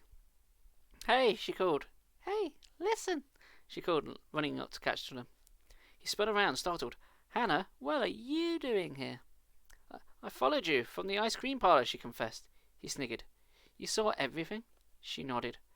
Why do you hang around with those two idiots? She demanded. He scowled, avoiding her eyes, quickening his pace. They're okay, he muttered. They're going to get in big trouble one of these days, Hannah predicted. They really are. Danny shrugged. They just talk tough. They think it's cool. But really, they're okay. But they stole ice cream cones and... Hannah decided she'd said enough. They crossed the street in silence. Hannah glanced up to see the pale crescent of moon disappear behind black wisps of cloud. The street grew darker. The trees struck their leaves, sending shivers all around. Danny kicked a stone down the pavement. It clattered softly onto the grass. Hannah suddenly remembered going over to Danny's house earlier to get him. In all the excitement of the stolen ice cream cones and Mr. Chesney in his postbox. That's a phrase that's never been uttered by a man before. She had completely forgotten what had happened on his back doorstep. I went over to your house tonight, she started reluctantly, before I went into town. Danny stopped and turned to her, his eyes studying hers. Yeah? I thought maybe you want to walk to town or something, Hannah continued. Your mother was at home in the kitchen. He continued to stare hard at her, as if trying to read her thoughts. I knocked and knocked on the kitchen door, Hannah said, tugging a strand of blonde hair off her forehead. I could see your mother at the table. She had her back to me. She didn't turn round or anything. She was most rude. Danny didn't reply. He lowered his eyes to the pavement and started walking again, hands shoved in his pockets. It was so strange, Hannah continued. I knocked and knocked, really loud, but it was as if your mother was a different world or something. She didn't answer the door. She didn't even turn around. Their houses came into view ahead of them. A porch light sent a yellow glow over Hannah's front lawn. On the other side of the drive, Danny's house loomed in darkness. I didn't know it could operate on loom. That's quite impressive. Hannah's throat suddenly felt dry. She wished she could talk. She wished she could ask Danny what she really wanted to ask. Are you a ghost? Is your mother a ghost too? That was the real question in Hannah's mind. But it was too crazy, too stupid. How can you ask a person if he is real or not? If he is alive or not? Chat, are you real? I hope you are. Danny, why didn't your mother answer the door? She asked quietly. Danny turned to the bottom of her drive. His expression set, his eyes narrowed. His face glowed eerily in the pale yellow light from the porch. Why? Hannah repeated impatiently. Why didn't she answer the door? He hesitated. I suppose I should tell you the truth, he said, finally, his voice a whisper, as soft as the whisper of the shuddering trees. She hates you, is why. She wants you to sod off and get off our private property. Is that the answer? We're going to find out in chapter 15. Just have another sip of tea. I hope you're enjoying the tale so far. It's something. Chapter 15. Danny leaned close to Hannah. She could see that his red hair was matted to his forehead with sweat. His eyes burned into hers. There's a good reason why my mother didn't answer the door, Danny told her. Because she's a ghost, Hannah thought. She felt a cold shiver roll down her back, a tremor of fear. She swallowed hard. Am I afraid of Danny? She asked herself. Yes, a little, she realized. Her scary dream about him flashed into her mind. Yes, a little. I thought you were horny for him. Make up your mind. You see, Danny started, then hesitated. He cleared his throat. He shifted his weight nervously. You see, my mum is deaf. Huh? And I wasn't sure if he had heard correctly. She was deaf. It wasn't at all what she was expecting. She's got this inner ear infection, Danny explained in a low voice, keeping his eyes trained on Hannah. In both ears. A couple of years ago, the doctors treated it, but the infection spread. They thought they could save one ear, but they couldn't. It made her completely deaf. You mean? Hannah stammered. That's why she couldn't hear you knocking, Danny explained. She couldn't hear anything at all. He lowered his eyes to the ground. I see, Hannah replied awkwardly. I'm sorry, Danny. I didn't know, I thought. Well, I didn't know what to think. Mum doesn't like people to know, Danny continued, backing towards the house. She thinks people will feel sorry for her if they know. She hates having people feel sorry for her. She's a really good lip reader. I was about to say she's a really good listener. She bloody ain't. She usually fools people. Well, I won't say anything, Hannah replied. I mean, I won't tell anyone. She suddenly felt very stupid. Her head lowered, she made her way up to the drive towards the front path. See you tomorrow, Danny called. Yeah, okay, she replied, thinking about what she had just told her. She looked up to wave good night to him, but he had vanished. Hannah turned and began jogging around the side of the house towards the back door. Danny's words troubled her. She realized all of her thoughts about ghosts might have been a big mistake. Her parents were always predicting that one day her imagination would run away with her. Now, maybe, it has. Hannah thought unhappily. Maybe I've totally blown it. She turned the corner of her house and started towards the back door. Her train is squishing on the soft, wet ground. The light over the porch sent a narrow cone of white light on the concrete step. Hannah was nearly at the door when the dark figure, wrapped in black shadow, its red eyes glowing like hot coals, stepped into the light, blocking her path. Hannah, stay away, it whispered, pointing menacingly at her with a long, shadowy finger. Oh, that was a short chapter. Okay, we've got shadowy fingers now. How long is this book? 127 pages and 184. Wow, we're 2/3 of the way there already. Okay, alright then. Alright, fuck it. Another sippy. Now we should move on. What do you think the ending's going to be, chap? Have you read this book before? If so, what did you think to it? Chapter 16. Gripped with horror, Hannah thought she saw the shadow of an evil grin inside the deeper shadow that hovered over the step. Hannah, stay away! Stay away from Danny! No! Sorry. It's spelled out correctly. Good, I can do the Star Wars thing. No! In her panic, Hannah didn't even realise that the howl came from her own throat. The red eyes glowed bright in reaction to her scream. The fiery stare burned into her eyes, forcing her to shield her face with both hands. Hannah, listen to my warning, the dreadful dry whisper. The whisper of death. The good thing about this whisper of death is you can't hear it. The sinewy black finger outlined in the white porch light pointed to her, threatened her again, and again Hannah cried out in a voice hoarse with terror. Nay! You did say horse. The dark figure swept closer, and then the kitchen door swung open, throwing a large rectangle of bright light over the garden. Hannah, is that you? What's going on? Her father stepped into the light, his features knotted with concern, and not at all burping, his eyes peering into the darkness through his square spectacles. Dad? Hannah's voice caught her in her throat. Look out, Dad. Hannah pointed to empty air, pointed to the empty rectangle of light from the kitchen door, pointed to nothing. That's nothing. The shadowy figure had disappeared once again. Her mind spinning in confusion, feeling dazed and terrified, she hurried past her father onto the house. She had told her parents about the frightening dark figure with the glowing red eyes. Her father carefully searched the back garden, his torch playing over the lawn. He found no footprints of the soft wet grass, no sign at all of an intruder. Hannah's mother had gazed intently at her, studying her, as if trying to find some kind of answer in Hannah's eyes. Really, you should have read a detective book if you want answers. I'm not crazy, Hannah stammered angrily. Mrs. Fairchild's cheeks turned pink. I know that, she replied tensely. Should I call the police? There's nothing back there, Miss Fairchild said, scratching his thinning black hair, his spectacles reflecting the light from the kitchen ceiling. I'll just go to bed, Hannah told him, moving abruptly to the door. I'm really tired. Her legs felt trembly and weak as she hurried down the hall to her room. Sighing wearily, she pushed open her bedroom door. The dark shadow figure was waiting for her by her bed. Dun dun dun. That was another short chapter. Okay. Chapter 17. Hannah gasped and started to back away, but as the hall light fell into the But as the hall light fell into the bathroom, she realised she wasn't staring at the frightening figure at all. She was staring at a long-sleeved dark sweater she had tossed over the bedpost at the foot of her bed. Really? We're doing this? That's so cliché, even for you. Hannah gripped the sides of her doorway. She couldn't decide whether to laugh or cry. That's cliché as well. What a night, she exclaimed out loud. She clicked on her bedroom ceiling light, then closed the door behind her.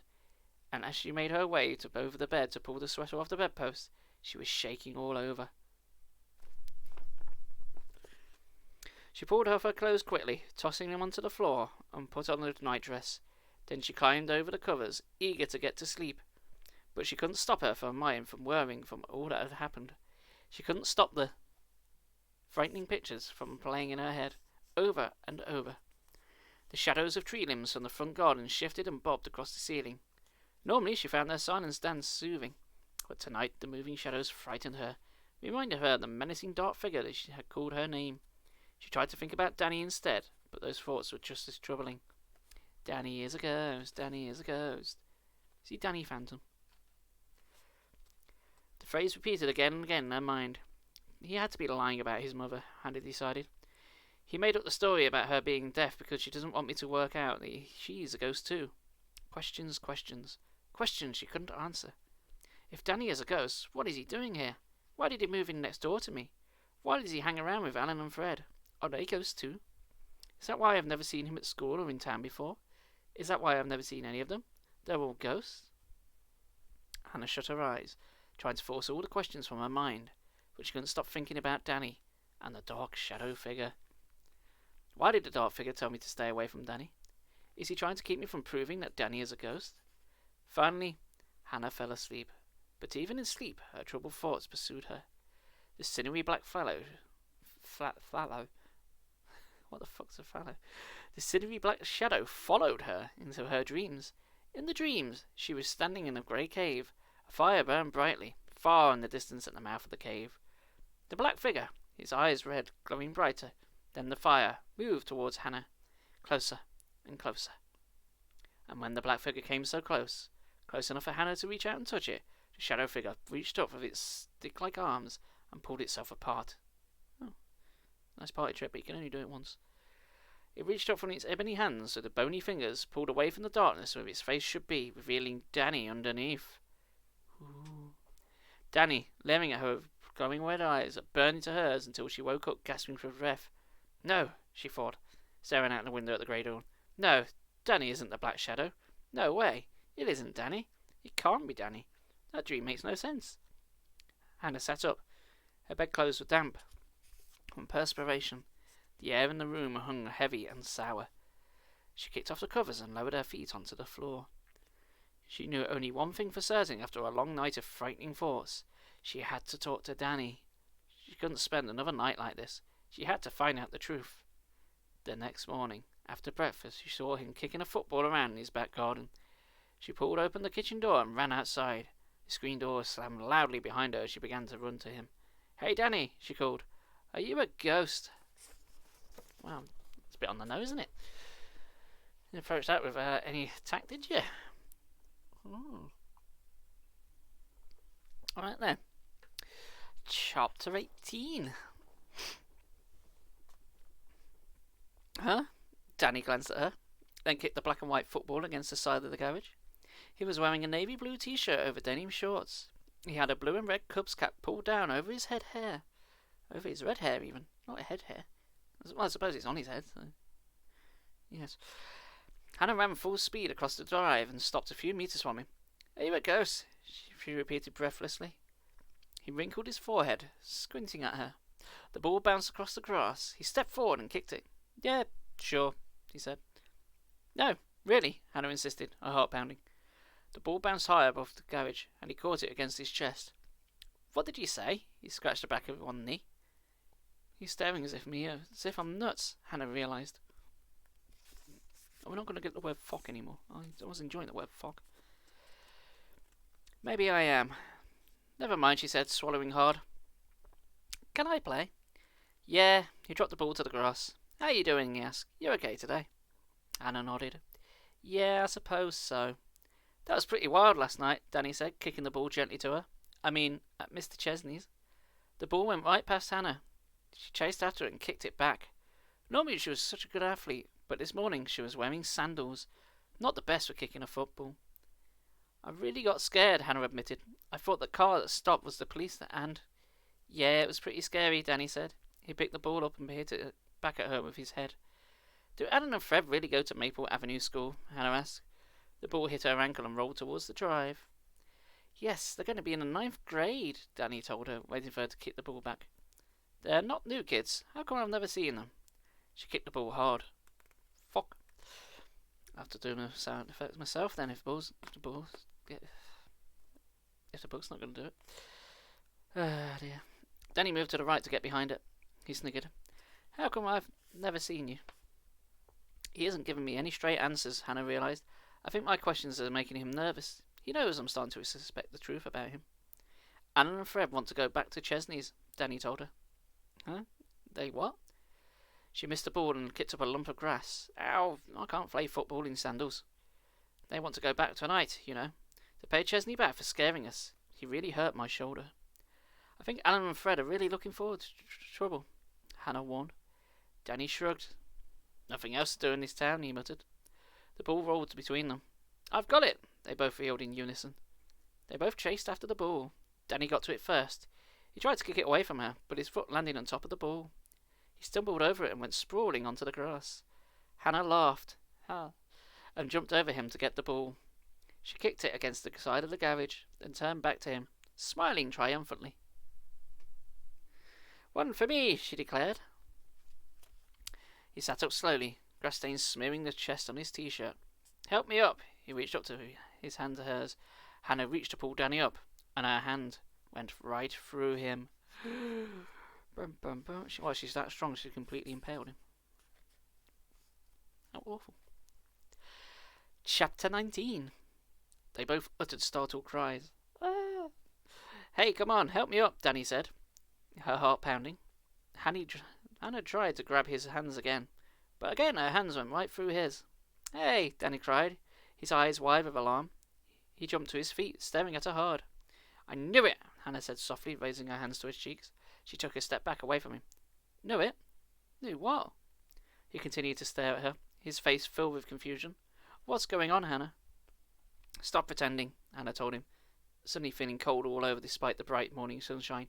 "I know the truth, Danny. You're a ghost." "Huh?" His mouth dropped open in disbelief. He pulled off his Cubs cap and stretched his hair. Scratched his hair? He didn't stretch his hair. That would be weird. Staring hard at her all the while. "You're a ghost," she repeated, her voice trembling. "Me?" he cried. "No way. Are you crazy? I'm not a ghost." Without warning, he stepped in front of her and shot his hand out of her chest. Hannah gasped as his hand went right through her body. She didn't feel a thing. It's as if he weren't there. Danny cried out and jerked his hand back as if he had burned it. He swallowed hard, his expression tight with horror. He stammered. Hannah tried to reply, but the words caught in her throat. Giving her one last horrified glance, Danny turned and began running at full speed towards his house. "You're running up that road. You're running up to your house." Hannah stared helpfully after him until he disappeared through the back door. The door slammed hard behind him. Dazed, Hannah turned and began to run home. She felt dizzy. The ground seemed to spin beneath her. The blue sky shimmered and became blindingly bright. Her house tilted and swayed. "Danny's not the ghost," Hannah said aloud. I finally know the truth. Danny's not the ghost. I am. Well, maybe that's not the twist then, because we've still got a ways to go. I'll tell you what, she's not insulted Janie for a little while. I think she needs to get on that. Chapter 20. Hannah stepped up to the back door, then hesitated. I can't go back in now, she thought. I had to think. Maybe I'll go for a walk for something. She closed her eyes, trying to force her dizziness away. When she opened them, everything seemed brighter. Too bright for her to bear. Stepping carefully off the back step, she headed towards the front, her head spinning. I'm a ghost. I'm not a real person anymore. I'm a ghost. Voices broke into Hannah's confused thoughts. Someone was approaching. She ducked out of sight behind the big maple tree and listened. It's a perfectly lovely house, Hannah recognized Miss Quilty's voice. My cousin from Detroit looked at it last week, another woman said. Hannah didn't recognize her, peering out from behind the tree trunk. Hannah saw that it was a thin, haggard-looking woman wearing a yellow sundress. She and Mrs. Quilty were standing halfway up the drive, admiring Hannah's house. Afraid she might be seen, Hannah ducked back behind the tree. Did your cousin like the house? Mrs. Quilty asked her companion. Too small, was the curt reply, which I very nearly read as cunt. Thank goodness I didn't, otherwise I would have swore. What a shame, Miss Quilty said with a loud sigh. I just hate having an empty house on the block. But it's not empty, Hannah thought angrily. I live here. My whole family lives here. Don't we? How long has it been vacant? The other woman asked. Ever since it was rebuilt, Hannah heard Miss Quilty say. You know, after that dreadful fire. I suppose it must have been 5 years ago. Fire? Miss Quilty's friend asked. That was before I moved here. Did the whole house burn down? Pretty much, Miss Quilty told her. It was so dreadful, Beth. Such a tragedy. The family trapped inside. Such a beautiful family. A young girl, 2 little boys, had 2 little toys. One had a wooden horse. They all died that night. My dream, Hannah thought, gripping the tree trunk to hold herself. It wasn't a dream. It was a real fire. I really died that night. Tears streamed down Hannah's face. Her legs felt weak and trembly. Hold on. Does that mean if you're a ghost, you still, have stamina? Still get tired? What a load of crap. Her legs felt weak and trembly as she leaned against the rough bark of the tree and listened. How did it happen, Beth? Miss Quilty's friend asked. Do you know what started the fire? We didn't start the fire. Yes, the kids had some kind of campfire out back, behind the garage, Miss Quilty continued. When they went outside, they didn't put it out completely. The whole house caught fire after they'd gone to sleep. It spread so quickly. Hannah saw the 2 women peering thoughtfully at the house from the position on the drive. They were shaking their heads. The house was gutted and completely rebuilt, Miss Quilty was saying, but no one ever moved in. It's been 5 years. Can you imagine? Yeah, I think I can imagine 5 years. It's not that hard of a question. I've been dead for 5 years, Hannah thought, letting the tears roll down her cheeks. No wonder I didn't know Danny or his friends. No wonder I haven't received any letters from Janie. No wonder I haven't heard from any of my friends. I've been dead for 5 years. Now, Hannah understood why sometimes time seemed to stand still, apart from the 5 years that didn't. And sometimes it floated by so quickly. Ghosts come and go, she thought sadly. Sometimes and solid enough to ride a bike or kick a soccer ball, and sometimes and so flimsy someone's hand goes right through me. Hannah watched the 2 women make their way down the road until they disappeared from view. Clinging to the tree trunk, she made no attempt to move. It was all beginning to make sense to Hannah. The dreamlike summer days, the loneliness, the feeling that something wasn't right. But what about Mum and Dad, she asked herself, pushing herself away from the tree. What about the twins? Do they know? Do they know we're all ghosts? Mum, she shouted, running to the front door. Mum! She burst into the house and ran through the hall to the kitchen. Mum, Mum, where are you? Bill? Herb? Silence. No one there. They had all gone. Ooh, they must be ghosting her. Ba-dum. Moving on. Chapter 21. Where are you? Hannah cried aloud. Mum, Bill, Herb. Had they gone forever? We're all ghosts, she thought miserably. All. And now they left me here all by myself. Her heart pounding, she gazed around the kitchen. It was bare. Empty. No cereal boxes on the worktop where they usually kept. No funny magnets on the fridge. No curtains at the window. No clock on the wall. No kitchen table. No scale electric sets. Nothing. Where are you? Hannah called desperately.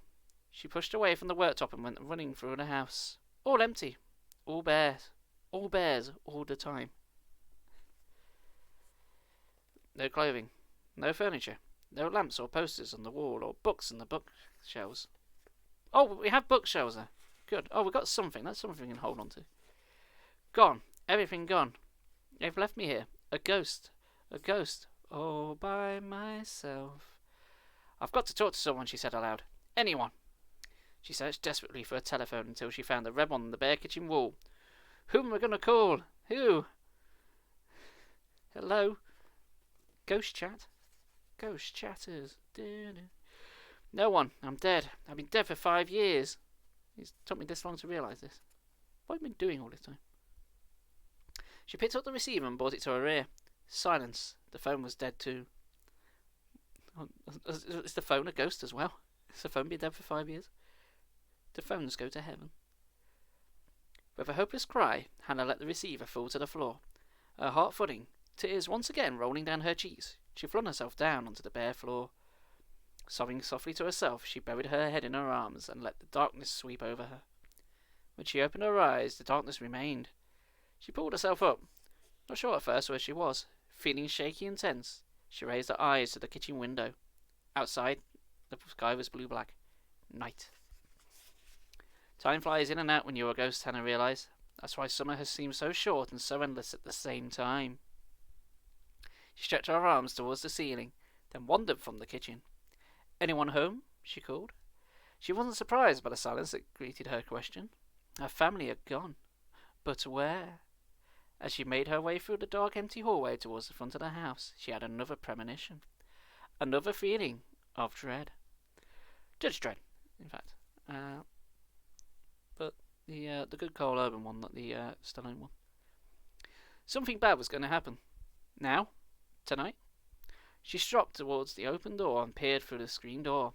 Hey! Danny was on his bike, pedaling slowly down to his drive. Impulsively, Hannah pushed open the screen door and ran outside. Hey, Danny! He slowed his bike and turned to her. Danny, wait! She called, running across the garden towards him. No, please! His face filled with fright. He raised both hands as if to shield himself. Danny? Go away! He screamed, his voice shrill from terror. Please, stay away! He gripped his handlebars and began pedaling furiously. Why would you bike up to them and then tell them to go away and then bike away? Okay. Hannah jumped back, stunned and hurt. Don't be afraid of me, she shouted after him, cupping her hands around her mouth to be heard. Danny, please, don't be afraid. Leaning over the handlebars, he rode away without looking back. Hannah uttered a hurt cry. As Danny disappeared down the block, a feeling of dread swept over her. I know where he's going, she thought. He's meeting Alan and Fred, and they're going to Mr. Chesney's house. They're going to get their revenge on Mr. Chesney. And something very bad is going to happen. I'm going there too, Hannah decided. I have to go too. She hurried to the garage to get her bike. Ooh. Is Mr. Chesney going to come out of a shotgun and try and kill him? Hannah's going to save them. Is that what's going to happen? Mr. Chesney had repaired his postbox. Hannah saw the hand-carved swan wings floated out from the pole, which had been returned to its erect position. Fanar.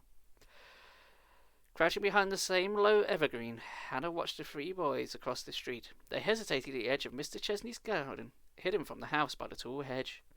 In the pale white light of the street lamp, Hannah could see them grinning and joking. Then she saw Fred above Danny towards the postbox. Hannah raised her gaze beyond the hedge to Mr. Chesney's small house. Orange light glowed dimly from the living room window. The porch light was on. The rest of the house sat in darkness. Was Mr. Chesney home? Hannah couldn't tell. His battered old car wasn't in the drive. Hannah crouched behind the evergreen. Its prickly branches bobbed in the light breeze. She watched Danny struggle to pull up the postbox. Alan and Fred were standing behind him, urging him on. Danny gripped both jutting wings and pulled. Fred slapped on him on his back. Harder, he cried. And Mr. Hodder's not here. What a wimp, Alan declared, laughing. Hannah kept glancing nervously up the house. The boys were so noisy. What made him so sure Mr. Chesney wasn't home? What made them so sure that Mr. Chesney won't keep his promise and then come after them with his shotgun? Hannah shuddered. She felt a trickle of perspiration slide down her forehead. Ghosts still sweat. Okay, that's something. She watched Danny tug furiously at the postbox. With a hard pull, he tilted it at an angle. Fred and Alan cheered gleefully. Yeah. Danny began to rock the postbox, pushing it with his shoulder, then pulling it back. It was coming loose, tilting further with each push, each pull. Hannah heard Danny's loud groan, as he gave it a long, strong push, and the postbox fell onto the side onto the ground. He backed away, a triumphant smile on his face. Alan and Fred cheered again and slapped him high fives. Didn't work. God, my old as crap. I'm getting old. I've lost my place. Fred picked up the postbox, hoisted it onto his shoulder, and paraded it back and forth in front of the hedge with it, as if it were an enemy flag. An enemy swan postbox, I see. As they celebrated their triumph, Hannah again glanced over the hedge to the dimly lit house. No sign of Mr. Chesney. Maybe he wasn't there. Maybe the boys would get away with it without being caught. Maybe it's Maybelline. But why did Hannah still have the heavy feeling of dread weighing her down, chilling her body? She gasped as she saw a shadow slip past the corner of the house. Mr. Chesney! No!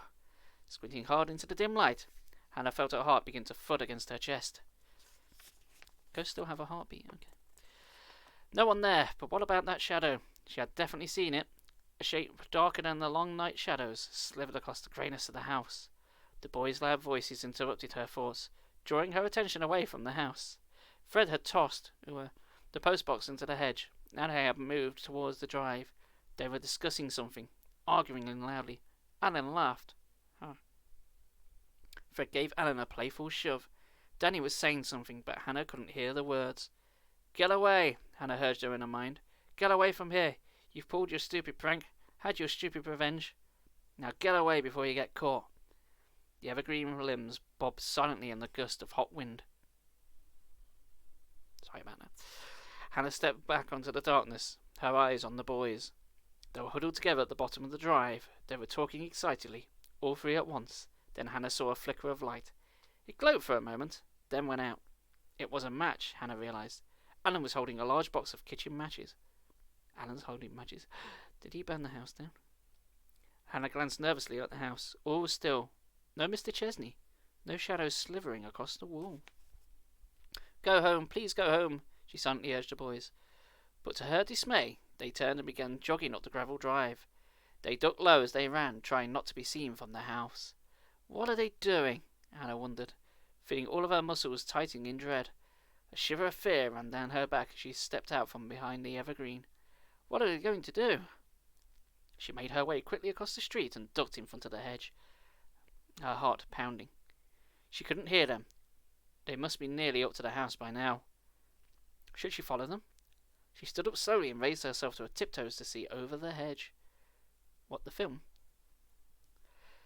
The three boys, Alan in the lead, followed by Danny and Fred, were bent low, running rapidly across the front of the house, caught in the dim orange glow of the light from the window.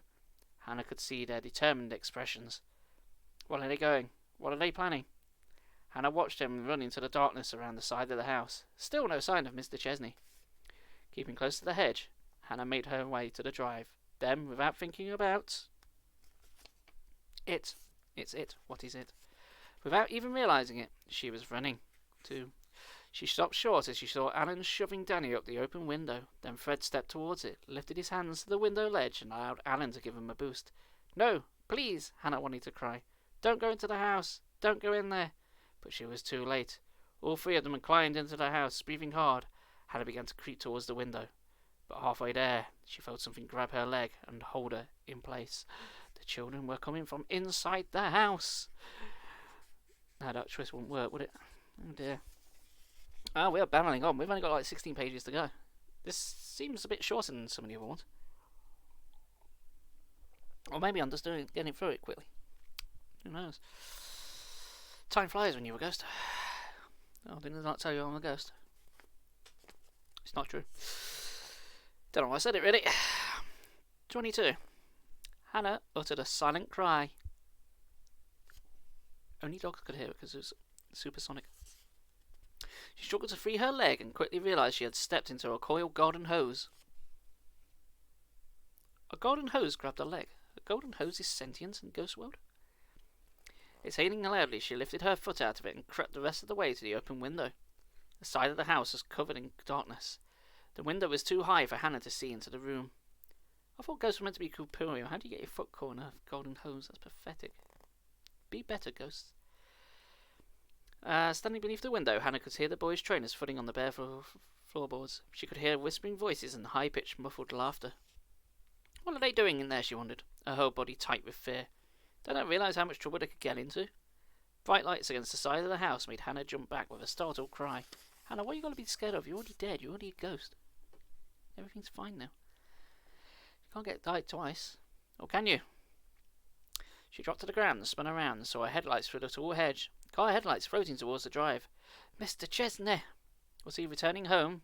Returning home in time to catch the 3 intruders in his house? Hannah opened her mouth to call out the warning to the boys, but her voice caught her in her throat. The headlights floated past. The darkness rolled back over the garden. The car rumbled silently on. It wasn't Mr. Chesney, Hannah realised. She struggled to her feet to return her to a place below the window. She decided she had to let the boys know where she was. She had to get them out of there. Danny, she called, wrapping her hands around her mouth as a megaphone. Get out! Come on! Get out! Get out now! Get out! Get out now! The feeling of dread weighed her down. She shouted up to the window again. Come out! Hurry! Please! She could hear a muffled voice outside, and she could hear the scrape of trainers on the floor. Staring up at the window, she saw the light come on. Orange light. Dim at first, then brighter. Are you crazy? She shouted into them. Turn off the lights! Why on earth were they turning on lights? Did they want to get caught? Turn off the lights, she replied in a high, shrill, frightened voice. But the orange light grew brighter, became a bright yellow, and she stared in horror. Hannah realised the light was flickering. Not lamplight. Firelight. Fire! They had started a fire! No! She screamed, raising her hands on the side of her face. No! Get out! Get out of there! She could smell smoke now. She could see the reflection of the leaping flames in the window glass. She started to shout at them again, but stopped when she saw the shadow move towards her in the hall of the house. Hannah stopped and turned to stare, and saw the dark figure, black in the night, its red eyes glowing brightly from the blackness of its face. It stepped silently towards her, floating rapidly over the tall, weed-strewn grass. Its red eyes appeared to light up as it neared. Hannah, stay away! The moving shadow called in a voice as dry as dead leaves. Hannah, stay away! No! Hannah uttered a frightened wail as it moved towards her. The burst of frigid air encircled her body. No! Hannah! Hannah! Who are you? She demanded. What do you want? Behind her, she could hear the crackle of flames now. Yellow light flickered open in choking waves of black smoke from the open window. Its fiery eyes grew brighter. The shadowed figure raised itself up, hovered closer, closer, stretching out its arms, preparing to pull her in. Wow, it's, how have we got left? Not long. 13 pages, alright. Well, we've got a lot to wrap up in that short amount of time. So, what we got? 2 chapters? 3 chapters left. Alright. Chapter 23. Gripped with fear, Hannah raised her hands in front of her as if trying to shield herself. She heard a sudden scrambling at the window, a muffled cry above her head. The shaggy figure vanished. Oh, we didn't get any closure. Come on, you tease. And then she felt someone topple onto her. They both fell into a heap on the ground. Alan! She cried. He struggled to his feet, his eyes wide with panic. The matches, he cried. The matches! We didn't mean to. Another figure came diving out the window as the crackle of flames grew to a roar. Fred landed hard on his elbows and knees. Hannah stared at his dazed face in the darting orange light. Fred, are you okay? Danny, he muttered. Danny's in there. He can't get out. Huh? Hannah leapt to her feet. Ghost feet. Danny's trapped in the fire. He's going to burn. Alan Bird. Burn, Danny Thompson. Burn. Dan. Danny is on fire. We have to get help, Fred said, shouting over the floor of the flames. He pulled Alan by the arm. The 2 boys took off, running unsteadily across the garden towards the house next door. Bright orange and yellow flames licked at the windowsill above Hannah's head. I have to save Danny, she thought. She took a deep breath, gazing up at the flickering, flashing light of the fire, and she started towards the open window. But before she could take a step, the light from the window disappeared. The shadow rose in front of her. Hannah, go away. Its frightened harsh whisper was so close to her face. Go away! No, Hannah screamed, forgetting her fear. I have to save Danny. Hannah, you will not save them, came the raspy reply. The dark figure, eyes afire, hovered over her, blocking Hannah's path to the window. Let me go, she screamed. I have to save him. The red eyes loomed closer. The darkness fell heavy around her. Who are you? Hannah shrieked. What are you? What do you want? Who is your daddy, and what does he do? The dark figure didn't reply. The glowing eyes burned into hers. Danny is trapped in there, Hannah thought. I have to move in for the window.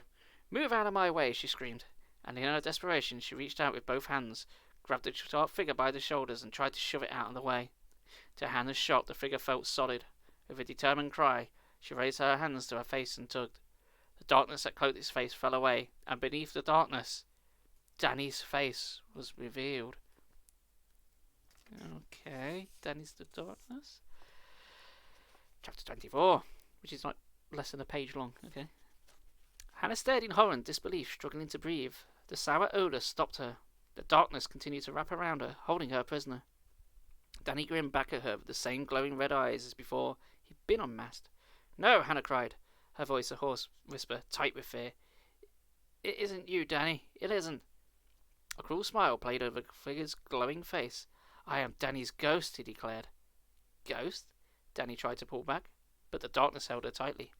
I am Danny's ghost. When he dies in the fire, I will no longer be a shadow. I will be born, and Danny will go to the shadow world in my place. No, no, Hannah shrieked, raising her fist in front of her. No, Danny will not die. I won't let him. Danny's ghost opened his mouth and uttered a foul-smelling laugh. You're too late, Hannah, he sneered. Too late. Brum, brum, brum. Alright, penultimate chapter. 10 to 25. No! Hannah's wail echoed in the darkness that surrounded her. The ghost Danny's red eyes flared angrily at Hannah, burst right through him. A second later she was raising her hands to the window ledge. Oh, the sill was hot from the fire. Using all her strength, she pulled herself up towards the darting flames and into the house. A curtain of thick, sour smoke rose up to greet her. Ignoring the smoke and the bright wall of the fire, Hannah lowered herself heavily onto the floor. I'm a ghost, she told herself, stepping into the blazing room. I'm a ghost. I can't die again. I said that already. She rubbed her eyes with the sleeve of her t-shirt, struggling to see. Danny, she called, shouting as loudly as she could. Danny, I can't see you. Where are you? Shielding her eyes with one hand, Hannah stuck another step towards the room. Flames shot up like bright grey geysers. Yeah. Wallpaper on one wall had curled down, the blackened corner covered with leaping flames. Danny, where are you? She muffled a shout. Oh God, it's all gone to pieces. She heard a muffled shout from across the next room, dashing across the flame-encircled hallway. She saw him, trapped behind a tall wall of flames. Danny! He was backed into a corner, his hands raised together in front of him, shielding his face from the smoke. He can't get through those thick flames, Hannah realised to her horror. She took another step into the room, then held back. No way. No way I can save him. But once again she reminded herself, I'm a ghost. I can do things living people can't do. Help me, help me. Danny's voice sounded tiny and far away behind the leaping blaze of flame. Without another second's hesitation, Hannah sucked in a deep breath, held it, and leapt into the flames.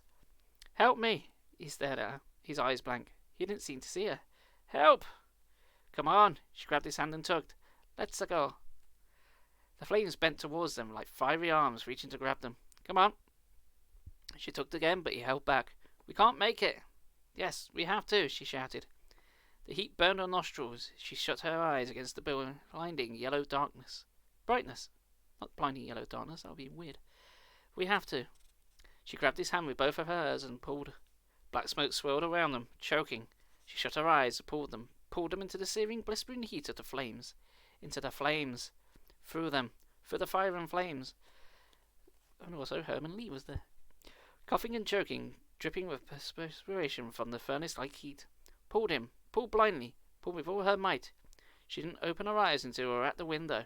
She didn't breathe until they had tumbled to the cool darkness of the ground. Then, on her hands and knees, panting so loudly, gasping for clean air, she gazed up. There was a shadow figure near the house, twisting in flames, and the fire consumed it. It raised its dark arms towards the sky and vanished without making a sound.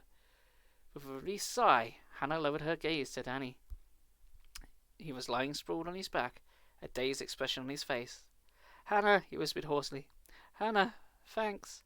She felt a smile start across her face. Everything turned bright as the wall of flames. Then everything went black. Black, like the endless chasms of space that lead to the chasm of clams. 1 point if you get that reference. Alright, it's the final chapter. This has flown by, I swear. Alright, what's the last twist? What we got from your book? It better be good. Chapter 26. Danny's mother leaned over him, pulling the light blanket up to his chest. "How are you feeling?" she asked softly. It was 2 hours later. Danny had been treated by the ambulance men who arrived shortly after the firefighters.